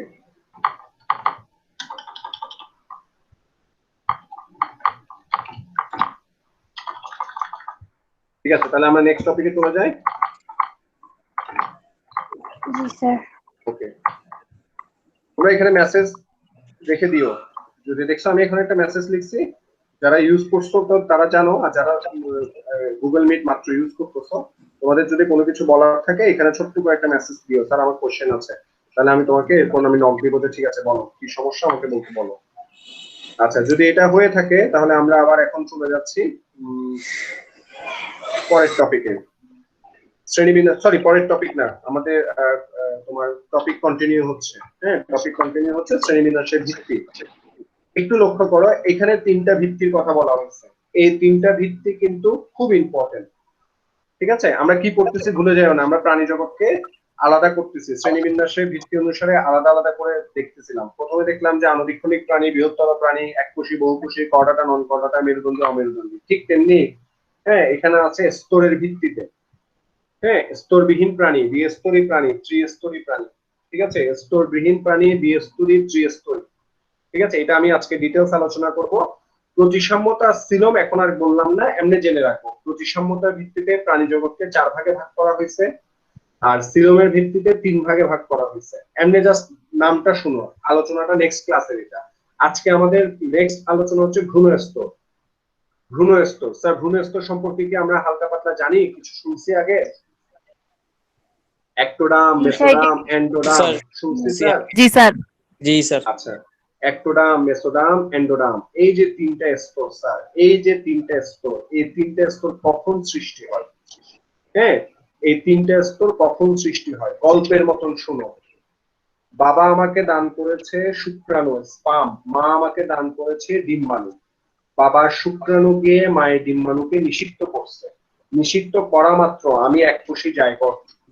সে আমি আস্তে আস্তে ডেভেলপ হতে হতে হতে হতে, ঠিক আছে, 1 মাসের মধ্যে, একটু দাঁড়াও, এখন আমার কে জয়েন করছে, 1 মাসের মধ্যে, হ্যাঁ, কিসে পরিণত হলাম? একটা অবয়ব পেলাম। একটু সাপোর্টিং ছবি দেখতেছি, যদিও সেকেন্ড ইয়ারের পড়া, এটা নবম অধ্যায়, দেখো স্যার নবম অধ্যায়ে ঢুকে গেছি, ঠিক আছে? সব ছবি দেখার প্রয়োজন নাই, এখান থেকে বাছাইকৃত আমরা একটা ছবি দেখবো। হ্যাঁ, এই ছবিটা দেখবো। দেখো আমরা মায়ের গর্ভে ছিলাম। স্যারের মাউস পয়েন্টার দেখা যাচ্ছে? জি স্যার। এই, ঠিক আছে, এই আমি তুমি আমরা সবাই এভাবে ডেভেলপ করছি। হ্যাঁ, মায়ের ডিম্বাশয় থেকে ডিম্বাণু ফলিত হয়েছে, বাবার শুক্রাণু গিয়ে নিষিক্ত করছে। হ্যাঁ, এই হচ্ছে নিষেক। নিষেকের পর আমরা 2টা কোষ, 4টা কোষ, 8টা কোষ, এরকম করতে করতে গিয়ে মায়ের জরায়ুর সাথে গিয়ে আমরা আটকে গেছি। এই মায়ের জরায়ুর সাথে যে আটকে গেছি, এই দশার নাম হচ্ছে ব্লাস্টোসিস্ট। এই দশার নাম কি? ব্লাস্টোসিস্ট। ঠিক আছে, হ্যাঁ, এইটুকু বুঝতেই হবে আপাতত যে হ্যাঁ, এখন আমরা ব্লাস্টোসিস্ট, মায়ের জরায়ুর প্রাচীরে আমরা আটকে গেছি। এই জরায়ুর প্রাচীরে আটকে যাওয়াকে বলা হয় ইমপ্লান্টেশন। ওটা মনে রাখার দরকার নেই। আমরা মায়ের জরায়ুর প্রাচীরে আটকে যাওয়ার পর, ঠিক আছে, মায়ের জরায়ুর প্রাচীরে আটকে যাওয়ার পরে আমাদের আস্তে আস্তে ডেভেলপমেন্ট শুরু হয়। কি শুরু হয়? আমাদের আস্তে আস্তে ডেভেলপমেন্ট শুরু হয়। আরেকটা ছবি দেখাচ্ছি, এই ছবিটার দিকে তাকাও। এই দেখো প্রথম দিন। অসুবিধা হচ্ছে না তো কোনো? দেখতে পাচ্ছ না স্যার। সবাই? হ্যাঁ, দেখা এই যাচ্ছে হচ্ছে স্যার। প্রথম দিন। 5 দিন, 28 দিন, 34 দিন, আস্তে আস্তে আস্তে আস্তে 40 সপ্তাহ, 40 সপ্তাহ মানে 10 মাস। এভাবেই ডেভেলপমেন্টটা হয়েছে নাকি না স্যার? তখনও আমরা স্যার। কার ভিতরে? মায়ের দেহের ভিতরে না? জি জি স্যার। স্যার। ওকে, এখন যেটা বুঝাইতে চাচ্ছি স্যার, এই যে ডেভেলপমেন্ট হচ্ছে, দেখো এখানে একটা ব্লাস্টোসিস্ট কথা লেখা আছে। ব্লাস্টোসিস্ট মানে কি? আমরা তখনো অবয়ব পাই নাই, পাইছি? না। তারপরে আস্তে আস্তে অবয়ব পাচ্ছি। এই অবয়ব পাওয়ার আগে ব্লাস্টোসিস্ট অবস্থায় আমরা যে অবস্থায় থাকি, তখন আমাদের 3টা স্তর ডেভেলপ করে। কয়টা স্তর? 3টা স্তর ডেভেলপ করে। তখন ব্লাস্টোসিস্টের ভিতরে আমরা এভাবে থাকি, ব্লাস্টোসিস্টের মধ্যে এভাবে থাকি। সোজা জিনিস, ডিটেলসে যাচ্ছি না, জাস্ট ধারণা দিচ্ছি। আবার আসো, কি হইছে? নিষেক হইছে, ফার্টিলাইজেশন হইছে। বাবার শুক্রাণুর সাথে মায়ের ডিম্বাণু নিষিক্ত হইছে। নিষিক্ত হওয়ার পর আস্তে আস্তে ডেভেলপ করতে করতে আমরা গিয়ে মায়ের জরায়ু প্রাচীরে আটকে গেলাম। জরায়ু প্রাচীরে যখন আটকে গেলাম, তখন আমরা ব্লাস্টোসিস্ট, ঠিক কিনা? ছবি দেখতেছো? জি স্যার। এবং সেখান থেকে আস্তে আস্তে আমাদের ডেভেলপমেন্টটা হবে। আস্তে আস্তে আমাদের ডেভেলপমেন্টটা হবে। এই যে আমাদের আস্তে আস্তে ডেভেলপমেন্টটা হবে, তার আগে ব্লাস্টোসিস্ট অবস্থায় খুব ইম্পর্টেন্ট একটা কাজ হয়ে যায়। বলে স্যার সেটা কি? সেটা হচ্ছে আমাদের 3টা জার্ম লেয়ার বা ভ্রূণস্তর ডেভেলপ করে। ঠিক আছে, এই 3টা জার্ম লেয়ার বা ভ্রূণস্তর খুব কঠিন কিছু না। আমাদের যে কোষগুলা ছিল, কোষগুলা 3 ভাগে ভাগ হয়ে গেছে। ওরে, আমার কাছে পড়তে আসছিস বায়োলজি, আমি যদি এখন ডিক্লিয়ার দিই কালকে সকাল থেকে ফিজিক্সের বেচ খুলবো, পড়বা? না। কেন, আমি ফিজিক্স পড়াইতে পারি না? কথা বলো না, যারা কথা বলতেছো বলো, অসুবিধা নেই। পড়বা? না স্যার। পড়বা না? আচ্ছা, কেন পড়বা না? কারণ তোমরা জানো যে ফার্স্ট স্যার বায়োলজি পারে বা বায়োলজি পড়াতে পারে, ঠিক আছে? যিনি ফিজিক্স পড়াতে পারে, তোমরা তার কাছে গিয়ে বলবা স্যার কালকে একটা বায়োলজি বেচ খুলেন, বায়োলজি বলবা না? বলবা? বলবা না, ঠিক আছে?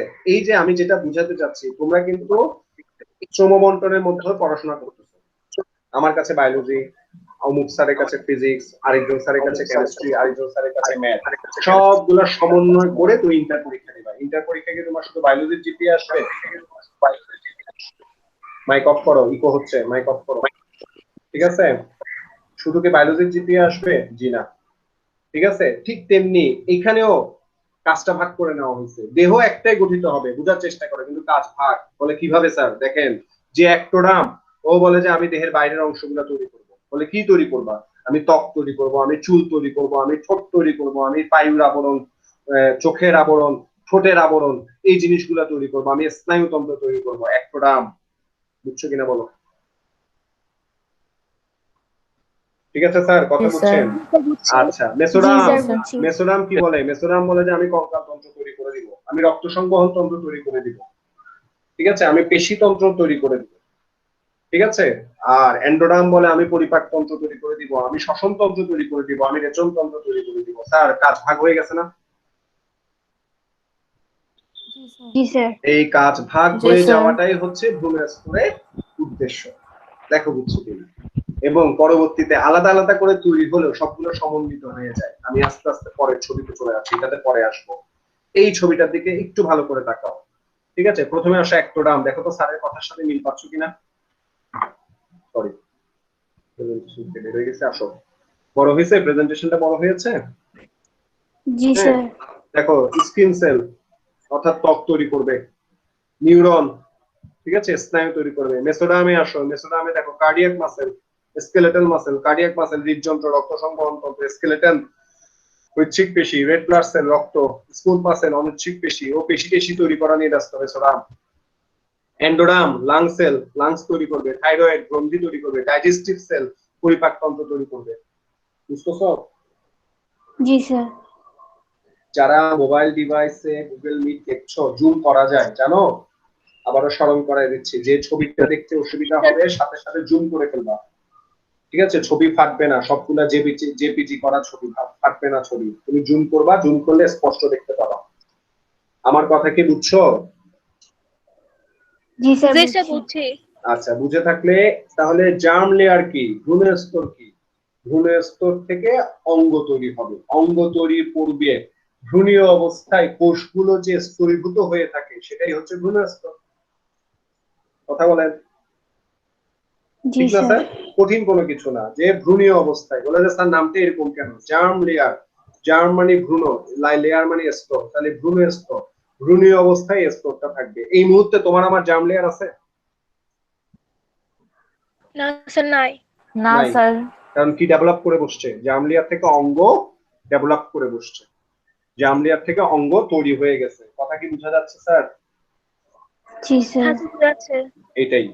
ঠিক আছে স্যার, তাহলে আমরা কি জার্ম লেয়ার সম্পর্কে একটা মোটামুটি ধারণা পাইছি? জি স্যার পাইছি। আচ্ছা, কারো সমস্যা আছে? 1 মিনিট সমস্যা থাকলে বলো প্লিজ। হেজিটেট করবা না, হেজিটেট করবা না, জিজ্ঞাসা করো।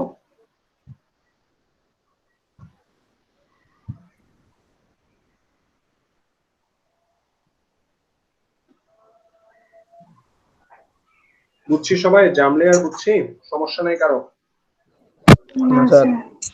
আচ্ছা, তো পৃথিবীতে সব প্রাণীর কিন্তু জার্ম লেয়ার ডেভেলপ করে না। যেগুলা খুব ক্ষুদ্র ক্ষুদ্র প্রাণী, হ্যাঁ, সেই প্রাণীগুলার কোনো প্রকার জার্ম লেয়ার থাকে না। হ্যাঁ, তাদেরকে আমরা বলি স্তরবিহীন প্রাণী, অর্থাৎ ওদের কোনো জার্ম লেয়ার নাই। বুঝছো? ওরা ডেভেলপমেন্টের সময় থেকেই সরাসরি অঙ্গ গঠন করে ফেলে। এই ধরনের প্রাণী হচ্ছে পরিফেরা। দেখতেছো, দেখা যাচ্ছে? এই ধরনের প্রাণী হচ্ছে কারা? পরিফেরা। ঠিক আছে, স্যার। স্তরবিহীন প্রাণী। স্যার, স্যার কারেন্ট চলে গেছিল। আচ্ছা, রেকর্ড আছে তো, রেকর্ডটা টেনে রেখে নিবা আর কি, যে জায়গায় মিস হবে ওটা রেকর্ড আপলোড হয়ে যাবে তো। ঠিক আছে বাবা? স্যার আচ্ছা, অনেকেই চলে গেছে, ইয়া কমে গেছে, মেম্বার কমে গেছে সবারই, সিডিএতে যারা তাদের সবারই তো কারেন্ট নাই। আচ্ছা, কোনো টেনশনের ব্যাপার না, এইটুকু মিস করবা। হ্যাঁ, আমি তোমাদেরকে ইউটিউবে দিচ্ছি, খুব বেশি এমবিও খরচ হবে না, যেটুকু মিস করবা সেইটুকু ওইখান থেকে দেখে নিতে পারবা। চলবে? জি জি স্যার, চলবে। আচ্ছা, ঠিক আছে। তাহলে স্তরবিহীন প্রাণী, স্তরবিহীন, কোনো প্রকার স্তর থাকবে না। কোনো প্রকার স্তর থাকবে না, ভ্রূণ স্তর থাকবে না, এরকম প্রাণী হচ্ছে পরিফেরা। বুঝার চেষ্টা করো, এতক্ষণ যা বুঝাইছি এরকম কোনো কিছু হবে না, পরিফেরা এরকম কোনো কিছু হবে না। পরিফেরা ভ্রূণ স্তর নাই, একটোডাম, মেসোডাম, এন্ডোডাম নাই। তুমি বললে না স্যার তাহলে পরিফেরাকে অঙ্গ ডেভেলপ করে না? না করে না। আমার কথা বুঝছো কিনা? ওরা আমাদের মতন কোনো অঙ্গ ডেভেলপ করে না, ওরা কাজ করে কোষীয় পর্যায়ে। কোন পর্যায়ে? কোষীয় পর্যায়ে। ঠিক আছে, আমার 3 নম্বর ক্লাসে গিয়ে এটা তোমাদের আরো ক্লিয়ার হবে যখন পরিফেরা পড়াবো। দ্বিস্তরী, দ্বিস্তরী, দুইটা স্তর। কথা বলেন স্যার, দ্বিস্তরী কয়টা স্তর? দুইটা স্তর। দুইটা স্তর। এই ছবিটা দিকে তাকাও, তাকাও, একটোডাম আর এন্ডোডাম আছে, মেসোডাম নাই। বাম পাশের ছবিটাতে দেখো, লাল রঙের কোনো কালার নাই, আছে? না। নাই। তাহলে স্তর কয়টা? দুইটা। ঠিকই, একটোডাম আর মেসোডাম। এন্ডোডাম। মেসোডাম না, ও ভুল করিস না, মেসোডাম নাই, একটোডাম আর এন্ডোডাম দুইটা স্তর। এই ধরনের প্রাণীরাও কোনো অঙ্গ ডেভেলপ করে না, কিন্তু ওদের দুইটা স্তর আছে। ঠিক আছে, এবং এই ধরনের প্রাণী হচ্ছে তোমার নিডারিয়া। কোন প্রাণী? নিডারিয়া। এবার আসো, যেটা আমরা শিখছি, যেটা আমরা পড়লাম, 3 স্তরী, 3টে স্তর, একটোডাম, মেসোডাম, এন্ডোডাম। এমন প্রাণী কারা? এমন প্রাণী হচ্ছে প্লাটিহেলমিনথেস থেকে কর্ডাটা। প্লাটিহেলমিনথেস হতে কর্ডাটা। তোমার কথা, প্রাণী পর্ব কয়টা? 9টা। 9টার মধ্যে 1 নম্বর পর্ব কোনো স্তর নাই, 2 নম্বর পর্ব 2টা স্তর, 3 নম্বর পর্ব 3টে স্তর, বাকি সব 3টে স্তর। একদম সোজা মনে রাখা। বুঝতে পারছি স্যার? জি স্যার। আচ্ছা, তাহলে এবার আমাকে কোশ্চেনে আনসার দাও। ভ্রূণ স্তরের ভিত্তিতে প্রাণী জগৎকে কয় ভাগে ভাগ করা যায়? 3 ভাগে। 3 ভাগে। হ্যাঁ, প্রথম হচ্ছে অভ্রূণ স্তরী। অভ্রূণ স্তরী প্রাণীদের কোনো কি ডেভেলপ করে না, ভ্রূণ স্তর ডেভেলপ করে না। করে না। ঠিক আছে, তারপর বিভ্রূণ স্তরী। হ্যাঁ, ভ্রূণ স্তর কয়টা? দুইটা। দুইটা। ঠিক আছে, আর ত্রিভ্রূণ স্তরী। ত্রিভ্রূণ স্তরী, ভ্রূণ স্তর কয়টা? তিনটা। 3টা। এই ছবিটার দিকে তাকাও, এখন তুমি এই ছবিটা বুঝবা। এই দেখো, এটা পরিচিত মনে হয় না? এটা হচ্ছে ব্লাস্টোসিস্ট। ওই যে মায়ের প্রাচীরে আটকে গেছিলাম, মনে আছে? জি স্যার। ওই তখনই আমাদের 3টে স্তর ডেভেলপ করছে। এগুলো ডিটেইলস পড়বো সেকেন্ড ইয়ারে, টেনশন করতে হবে না, এখন খালি বেসিক ব্লাস্টোসিস্ট অবস্থায়। ব্লাস্টোসিস্ট না বুঝলে আবার তুমি ভ্রূণ স্তর কেমনে বুঝবা? ফার্টিলাইজেশন হইছে, নিষেক হইছে, অল্প কিছুদিনের মধ্যে আমরা একটা কোষগুচ্ছ হইছি, মায়ের গর্ভে আটকে গেছি। বুঝছো কিনা? এই মায়ের গর্ভে আটকে যাওয়াটাই হচ্ছে ব্লাস্টোসিস্ট। এই ব্লাস্টোসিস্ট অবস্থায় কয়টা স্তর ডেভেলপ করে? 3টে স্তর। এবং 3টে স্তর থেকে অঙ্গগুলো আলাদা আলাদা ডেভেলপ করে। নিচের ছবিগুলো জুম করে দেখো। দেখো প্রথমটা, হ্যাঁ, একটোডাম কি বুঝাইছে? ত্বক আর স্নায়ু বুঝাইছে। মেসোডাম পেশি আর কঙ্কাল বুঝাইছে। এন্ডোডাম শ্বসন তন্ত্র, রেচন তন্ত্র বুঝাইছে। ছবি বুঝতেছো? জি স্যার। এই তো সোজা। তাহলে ভ্রূণ স্তরের ভিত্তিতে প্রাণী জগৎকে 3 ভাগে ভাগ করা হয়েছে। ঠিক আছে, এখান থেকে প্রশ্ন আসে, এই জিনিসটা আমরা হাতে বই পাইলে একটু ভালো করে পড়ে নিব। ঠিক আছে, এনি কোশ্চেন স্যার? কোনো কোশ্চেন থাকলে বলো স্যার স্যার। স্যার পরিফেরা জিনিসটা পরিফেরাটা বুঝিয়ে দিবেন। Porifera sir? জি স্যার। হ্যাঁ, পরিফেরা স্যার কোনো ভ্রূণ স্তর ডেভেলপ করে না। স্যার এটা পরিফেরা অঙ্গ প্রত্যঙ্গ তৈরি হয় না? নাই, নাই, কোনো অঙ্গ প্রত্যঙ্গ নাই। এটা ছবি দেখেন না, তুমি আর একটু কনসেপ্ট ক্লিয়ার হয়ে যাবে। পরিফেরা পর্বে প্রাণীরা, দাঁড়াও বাবা, আমি তোমাকে পরিফেরার একটা ছবি দেখাই, তাহলে তুমি বুঝবে। এই হচ্ছে পরিফেরা প্রাণী। এখন তুমি যদি ওকে ব্যবচ্ছেদ করে দেখো, এই হচ্ছে তার দেহের গঠন। দেহের গঠনের মধ্যে দেখো খালি কোষ আছে, আর কিছু নেই। দেখছো? বুঝছো? ওরা কোনো প্রকার অঙ্গ ডেভেলপ করে না, ওরা কোষীয় পর্যায়ে কাজ করে। কোন পর্যায়ে? কোষীয় কোষীয় পর্যায়ে। এই জন্য ওদেরকে আমরা বলি অভ্রূণ স্তর। কি বলি? অভ্রূণ স্তর। ঠিক আছে, আবার দেখো, আমি দেখে ধরছি যখন একটু বলি, এই হচ্ছে নিডারিয়া। হ্যাঁ, হাইড্রা, জেলিফিশ। এই নিডারিয়া দেখো 2টা স্তর, একটোডাম, মেসোডাম, সরি, একটোডাম, এন্ডোডাম। কয়টা স্তর? 2টা স্তর। ঠিক আছে, এটাই। আচ্ছা, এই আওয়াজ হচ্ছে, কার আওয়াজ হচ্ছে? মিউট করো। ঠিক আছে, তাহলে এইটুকু যদি হয়, আজকে আমাদের লাস্ট টপিকে চলে যাচ্ছি। আমাদের লাস্ট টপিক হচ্ছে আজকে দ্বিপদ ও ত্রিপদ নামকরণ। দ্বিপদ নামকরণ পড়ে আসছো না? জি স্যার। জি গণ স্যার। নামের শেষে প্রজাতিক পদ যুক্ত করে দুটি পদের মাধ্যমে ICZN এর নীতিমালা অনুসারে একটি নির্দিষ্ট প্রাণীর একটি নির্দিষ্ট নামকরণ বা নাম দেওয়ার পদ্ধতিকে বলা হয় দ্বিপদ নামকরণ, ঠিক কিনা? জি স্যার। আচ্ছা, একটু লিখো, লাস্ট দুইটা সংজ্ঞা দিয়ে লেখায় আজকে শেষ করবো। আগে দ্বিপদ নামকরণের সংজ্ঞা লিখো,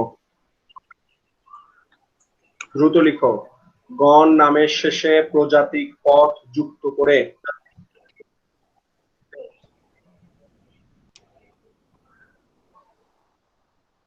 গণ নামের শেষে প্রজাতিক পদ যুক্ত করে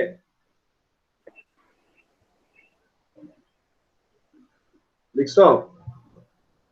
জি স্যার। জি স্যার। গণ নামের শেষে প্রজাতিক পদ যুক্ত করে দুটি পদের মাধ্যমে গণ নামের শেষে প্রজাতিক পদ যুক্ত করে দুটি পদের মাধ্যমে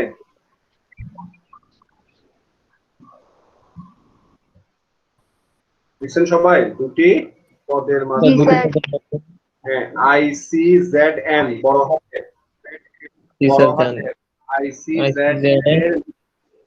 ICZN এর নীতিমালা অনুসারে ICZN এর নীতিমালা অনুসারে কোন নির্দিষ্ট প্রাণীর নির্দিষ্ট বৈজ্ঞানিক নাম প্রদান করার পদ্ধতিকে কোন নির্দিষ্ট প্রাণীর নাম প্রদান করার পদ্ধতিকে দ্বিপদ নামকরণ বলে। লিখো, আস্তে আস্তে লিখো, আবার মিলাও। গণ নামের শেষে প্রজাতিক পদ, কেউ প্রজাতি লিখবা না, প্রজাতিক পদ হবে।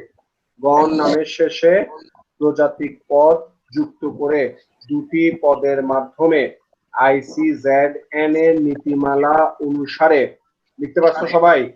জি স্যার। ICZN এর নীতিমালা অনুসারে কোন নির্দিষ্ট প্রাণীর নির্দিষ্ট বৈজ্ঞানিক নাম প্রদান করার পদ্ধতিকে দ্বিপদ নামকরণ বলে। ঠিক আছে স্যার? জি স্যার। আচ্ছা, এবার শুনো, দ্বিপদ নামকরণ কি? আমরা 9-10 পড়ে আসছি দ্বিপদ নামকরণ। দ্বিপদ নামকরণ হচ্ছে প্রাণী সমূহকে জানার একটা পদ্ধতি। আমি একটা প্রাণী বা একটা উদ্ভিদকে যে নামে ডাকবো আমার মাতৃভাষায়, অন্য অন্য কান্ট্রির অন্য ভাষার যে সে কি একই নামে ডাকবে? না স্যার। হ্যাঁ, এখন ভাষাগত একটা ডিফারেন্স থাকতেই পারে। তুমি আম নিয়ে গবেষণা করতেছো, এখন তুমি আমকে আম বলতেছো, জাপানিজরা আমকে কি বলে? চ্যাংব্যাং কিছু একটা বলে। হ্যাঁ, তো এখন তুমি তোমার ভাষা দিয়ে কি ওকে ওকে ওকে বুঝাতে পারবে না, ও তোমাকে বুঝাতে পারবে। ও ইংরেজি পারে না, হয়তো তুমি ইংরেজি পারো, ঠিক আছে? ইন্টারন্যাশনাল ল্যাঙ্গুয়েজ ইংরেজি, কিন্তু সব দেশে সবাই কি ইংরেজি পারে? না স্যার। তখন এই ভাষাগত দূরত্বটা অতিক্রম করার জন্যই, ঠিক আছে, আজকে থেকে 100 বছর আগে ক্যারোলাস লিনিয়াস যে শ্রেণীবিন্যাস আবিষ্কার করছিল বা শ্রেণীবিন্যাস বিদ্যার প্রবর্তন করছিল, তার ঘটনা অনুসারে, তার সূত্র ধরে সবাই মিলে সিদ্ধান্ত নিল যে শ্রেণীবিন্যাসের লাস্টের দুইটা পদ দিয়ে আমরা প্রত্যেকটা প্রাণীকে আলাদা নামকরণ করব। সেটা কোনো ভাষা থাকবে না, যে যে ভাষাতেই বিজ্ঞান চর্চা করুক সে প্রাণীটাকে বা উদ্ভিদটাকে চিনে নিবে। তুমি একটা ইন্টারন্যাশনাল সেমিনারে গিয়ে বক্তব্য দিচ্ছ, তুমি যখন আম আম বলে বক্তৃতা দিবা, জাপানিজ তো বুঝবে না, কিন্তু তুমি বললা ম্যাগনিফেরা ইন্ডিকা, ম্যাগনিফেরা ইন্ডিকা। তুমি বাংলায় বক্তৃতা দিলে কিন্তু ম্যাগনিফেরা ইন্ডিকা বললা, ঠিক আছে? সে জাপানিজ ভাষায় বক্তৃতা দিল কিন্তু ম্যাগনিফেরা ইন্ডিকা বললো। তোমার মাথায় নখ দিবে, তার মাথায় নখ দিবে। আরে আমিও আম নিয়ে গবেষণা করতেছি, ও তো আম নিয়ে গবেষণা করতেছে, আমরা কেন না এক হয়ে গবেষণা করি? তাহলে ডেভেলপমেন্ট আরো ভালো হবে, ঠিক কিনা? জি স্যার। এভাবেই কিসে ডেভেলপ হয়েছে? তোমার দ্বিপদ নামকরণের ডেভেলপমেন্টটা হয়েছে। এবং সায়েন্স পড়ে পৃথিবীর সকল শিক্ষার্থী, গবেষক, টিচার, হ্যাঁ, যারাই সায়েন্স নিয়ে কথাবার্তা বলে, পড়াশোনা করে, তারা প্রাণী এবং উদ্ভিদে বৈজ্ঞানিক নামটাই জানতে হয় বা সে নাম অনুসারেই তাকে সবকিছু প্রকাশ করতে হয়। বুঝাতে পারছি জিনিসটা? তুমি যখন ইন্টারন্যাশনাল জার্নালে লিখবা, তুমি কখনোই বাংলা বা ইংরেজি নামে লিখতে পারবা না, তখন তোমাকে ওই নামেই প্রাণীটাকে পরিচিত করতে হবে, ওই নামেই, বৈজ্ঞানিক নামেই। ঠিক আছে স্যার? এটাই ছিল দ্বিপদ নামকরণ, ঠিক কিনা? জি স্যার। জি স্যার। আচ্ছা, দ্বিপদ নামকরণে খুব একটা সমস্যা নাই, দ্বিপদ নামকরণ আবার ফিরে আসবে আগামী পরের ক্লাসে, আবার দ্বিপদ নামকরণের নিয়ম অনুসারে তখন আরেকবার কথা বলবো। যে মজার বিষয়টা শিখায় আজকে ক্লাস শেষ করব সেটা হচ্ছে ত্রিপদ নামকরণ। সেটা হচ্ছে ত্রিপদ নামকরণ। ঠিক আছে, এটা আমাদের জন্য একদম সম্পূর্ণ নতুন, 9 10 এ ছিল কিনা আমি আসলে বলতে পারি না। ছিল ত্রিপদ না। নামকরণটা কি? ত্রিপদ নামকরণটা হচ্ছে একই প্রজাতির সদস্যদের মধ্যে যখন কিছু ডিফারেন্স হয়ে যায় তখন এই ত্রিপদ নামকরণ করা হয়। দুইটা ছবি দেখাইছি, বাম পাশের ছবিটা দেখো, প্যাসার্স ডোমেস্টিকাস, দেখছো? ঠিক আছে, কোন পাখি এটা? চড়ুই পাখি। ঠিক আছে, ডান পাশে যে ছবিটা আছে সেটাও চড়ুই পাখি, কিন্তু ডান পাশের চড়ুই পাখিটা দেখছো সাধারণত? না স্যার। এটা হচ্ছে না, নীল নদ স্যার। অঞ্চলের চড়ুই পাখি, মিশরের নীল নদ অঞ্চলের চড়ুই পাখি। বুঝছো? একই প্রজাতির সদস্য, কথা বুঝো ঠান্ডা মাথায়, সব চড়ুই পাখি, সবগুলো হচ্ছে প্যাসার্স ডোমেস্টিকাস, কিন্তু দেখা গেল একই প্রজাতির মধ্যে একদম ভিন্ন কিছু সদস্য চলে আসছে যাদের সাথে মিলেই না। নরমাল চড়ুই পাখি, ঠোঁট কালো, গায়ের বর্ণ কেমন জানি, আর ডান পাশেরটা দেখো একদম ভিন্ন না, সাদাটে, ঠোঁটটা হলুদ, একটু ভিন্ন না, জি কিন্তু দোনোটাই চড়ুই পাখি। যখন এরকম কোনো কিছু একটা ঘটে তখন ওই ভিন্ন সদস্যদেরকে চিহ্নিত করার জন্য 3 নম্বর একটা পদ নিয়ে আসা হয়। ডান পাশে নামটা দেখো, প্যাসার্স ডোমেস্টিকাস নাইলোটিকাস, দেখছেন? জি স্যার। অর্থাৎ 3টা পদ আনা হয়েছে। 3টা পদ এনে কি করছে? বুঝানো হয়েছে যে এরা কিছুটা ভিন্ন সদস্য, যদিও তাদের রুট, তাদের মূল, তাদের প্রজাতি একই, কিন্তু তারা কিছুটা ভিন্ন। প্যাসার্স ডোমেস্টিকাস হচ্ছে পৃথিবীর সকল চড়ুই পাখি, কিন্তু পৃথিবীর সকল চড়ুই পাখির মধ্যে ডান পাশের যে চড়ুই পাখিগুলো আছে তারা একটু ভিন্ন হয়ে গেছে গঠনগত দিক দিয়ে। তাদেরকে আলাদা করে চিহ্নিত করার জন্য 3 নম্বর একটা পদ এনে ত্রিপদ নামকরণ করা হয়। ঠিক আছে, এবং নামটা হয় এরকম, প্যাসার্স ডোমেস্টিকাস নাইলোটিকাস। বুঝছো? জি স্যার। জি স্যার। এবার সংজ্ঞাটা লিখো, সংজ্ঞাটা লিখলে আরেকটু ক্লিয়ার হবে। আস্তে আস্তে সংজ্ঞাটা লিখো, আস্তে আস্তে সংজ্ঞাটা লিখো।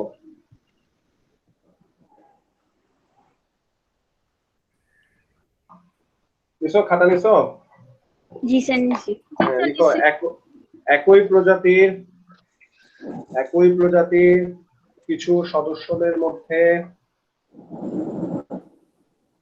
একই প্রজাতির কিছু সদস্যদের মধ্যে অঙ্গসংস্থানিক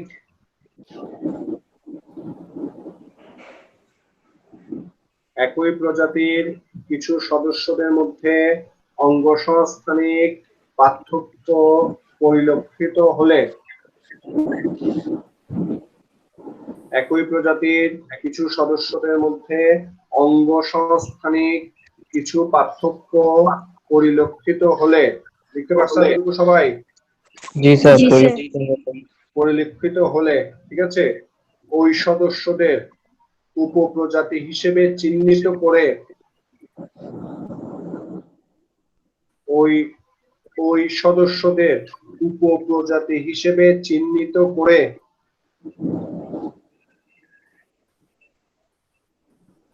3টি পদের মাধ্যমে, স্যার উপপ্রজাতি নাকি উপপ্রজাতি? উপপ্রজাতি সাব স্পেসিস, উপপ্রজাতি হিসেবে চিহ্নিত করে, উপপ্রজাতি হিসেবে চিহ্নিত করে জি স্যার। জি। উপপ্রজাতি হিসেবে চিহ্নিত করে 3টি পদের মাধ্যমে, 3টি পদের মাধ্যমে যে নামকরণ করা হয়,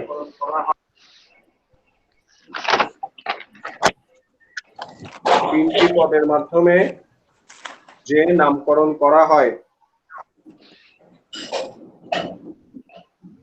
তাকে ত্রিপদ নামকরণ বলে।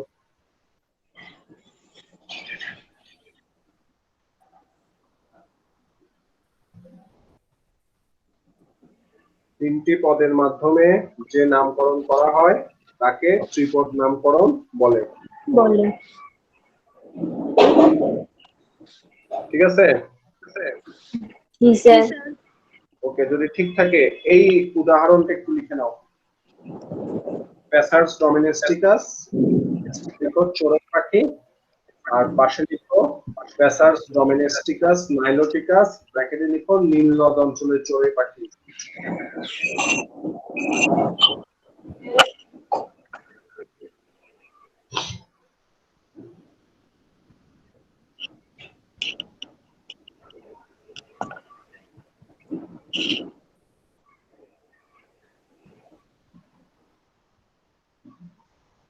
লিখছো?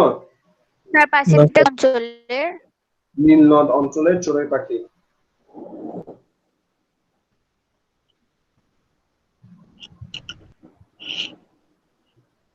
লিখছো? স্যার লিখছি। আচ্ছা এবার শোনো, একটু তাকাও সবাই, স্ক্রিনে দেখো, প্রেজেন্টেশনে দেখো। আমি বৈজ্ঞানিক নাম 3 বার লিখছি।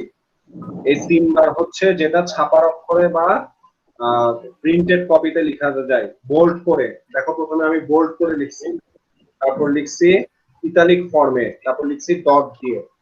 এই 3টা শুধুমাত্র ছাপায় কিংবা প্রেজেন্টেশনে কিংবা তুমি মানে হাতে লিখে না, এই হাতে কোনোভাবে এভাবে লিখতে পারবা না। হাতে লিখতে একটাই পদ্ধতি, নিচে দাগ দেওয়া, কথা শেষ। জি স্যার। এটা ভুল হয়ে যায়, পুরানা 8, 9, 10 এ বিপদ নাম হয়ে পদ্ধতি পড়ে আসো, কিন্তু তারপরে ভুল করে বসো। দেখো এই সুযোগে এটা শিখে ফেলো, ছাপায় 3 ভাবে লেখা যায়, বোল্ড করে, ইতালিক দিয়ে, ডট দিয়ে, বুঝছো? কিন্তু হাতে লিখলে পুরা নামটা লিখে আলাদা দুটো দাগ দিতে হবে, বুঝছো কিনা? জি স্যার। ওকে, তাহলে আজকে এতটুকুর মধ্যে শেষ করব। আগামী ক্লাসে আমরা এই জায়গাটা থেকে পড়বো। দেখো আমরা শ্রেণীবিন্যাসের মধ্যে ভ্রূণ স্তরটা স্যার আলোচনা করছি। একটা প্রশ্ন। হ্যাঁ বলেন। স্যার ত্রিপদ নামকরণের ক্ষেত্রে দাগটা কিভাবে দিব? তিনটা দাগ করবে। ঠিক আছে। ত্রিপদ নামকরণের ক্ষেত্রে 3টা দাগ করবে। এখানে যেমন বিপদ নামকরণে 2টা দাগ দিই, ত্রিপদ নামকরণে 3টা দাগ হবে। প্যাসার্স একটা, ডোমেস্টিকাস একটা, নাইলোটিকাস একটা। ঠিক আছে? জি স্যার। দিছো 3টা দাগ দিছো, সবাই হাতে লিখছো কিন্তু তোমরা সবাই নামগুলা। জি স্যার। তোমরা ডট দিয়ে লিখছো, বোল্ড করে লিখছো, ইতালিক করে লিখছো, কোনটা? নিচে দাগ। নিচে দাগ। হ্যাঁ, হাতে লিখলে আর কোনো উপায় নাই। এই জিনিসটা আজকে আমরা ডিটেইলস আলোচনা করছি। ঠিক আছে? হ্যাঁ, স্যার। ভ্রূণ স্তর এখান থেকে বোর্ড প্রশ্ন আসে ছোটখাটো, কিন্তু আগামী ক্লাসটা অর্থাৎ আগামী রবিবারের ক্লাসটা খুব ইম্পর্টেন্ট। প্রতিসাম্যতা এবং সিলোম পড়াবো আমরা আগামী রবিবারের ক্লাসে। খুব ইম্পর্টেন্ট ক্লাস। তো এই যতটুকু পড়াইছি এতটুকু তোমরা কমপ্লিট করে ফেলো। আমাদের নেক্সট লেকচার হবে সিলোম এবং প্রতিসাম্যতার উপরে। এজন্য আজকে আমি সিলোম আর প্রতিসাম্যতা নিয়ে কোনো কথাই বলিনি। স্যার। ঠিক আছে? জি স্যার বলেন। স্যার ক্লাস রেকর্ডিং বুঝতেছি না। কি পাওয়া যাবে? বুঝি না, জোরে বলো। ক্লাস রেকর্ডিংটা কি পাওয়া যাবে? হ্যাঁ, ক্লাস রেকর্ডিং গ্রুপে আপলোড করব তো। এই প্রথম এক সপ্তাহ সবাইকে আমি ক্লাস রেকর্ডিং গ্রুপে আপলোড করে দিব। আগামী বৃহস্পতিবার গিয়ে আমি নামের লিস্ট করব। তোমরা এর মধ্যে যারা পড়বার সিদ্ধান্ত নিয়ে নিবা, আগামী বৃহস্পতিবার গিয়ে আমি পেমেন্ট নেব এবং নামের লিস্ট নেব। এরপর প্রতি ক্লাসে পার্সেন্টেজ দিতে হবে। ঠিক আছে? একদিন করবা, 3 দিন করবা না, এমন হবে না।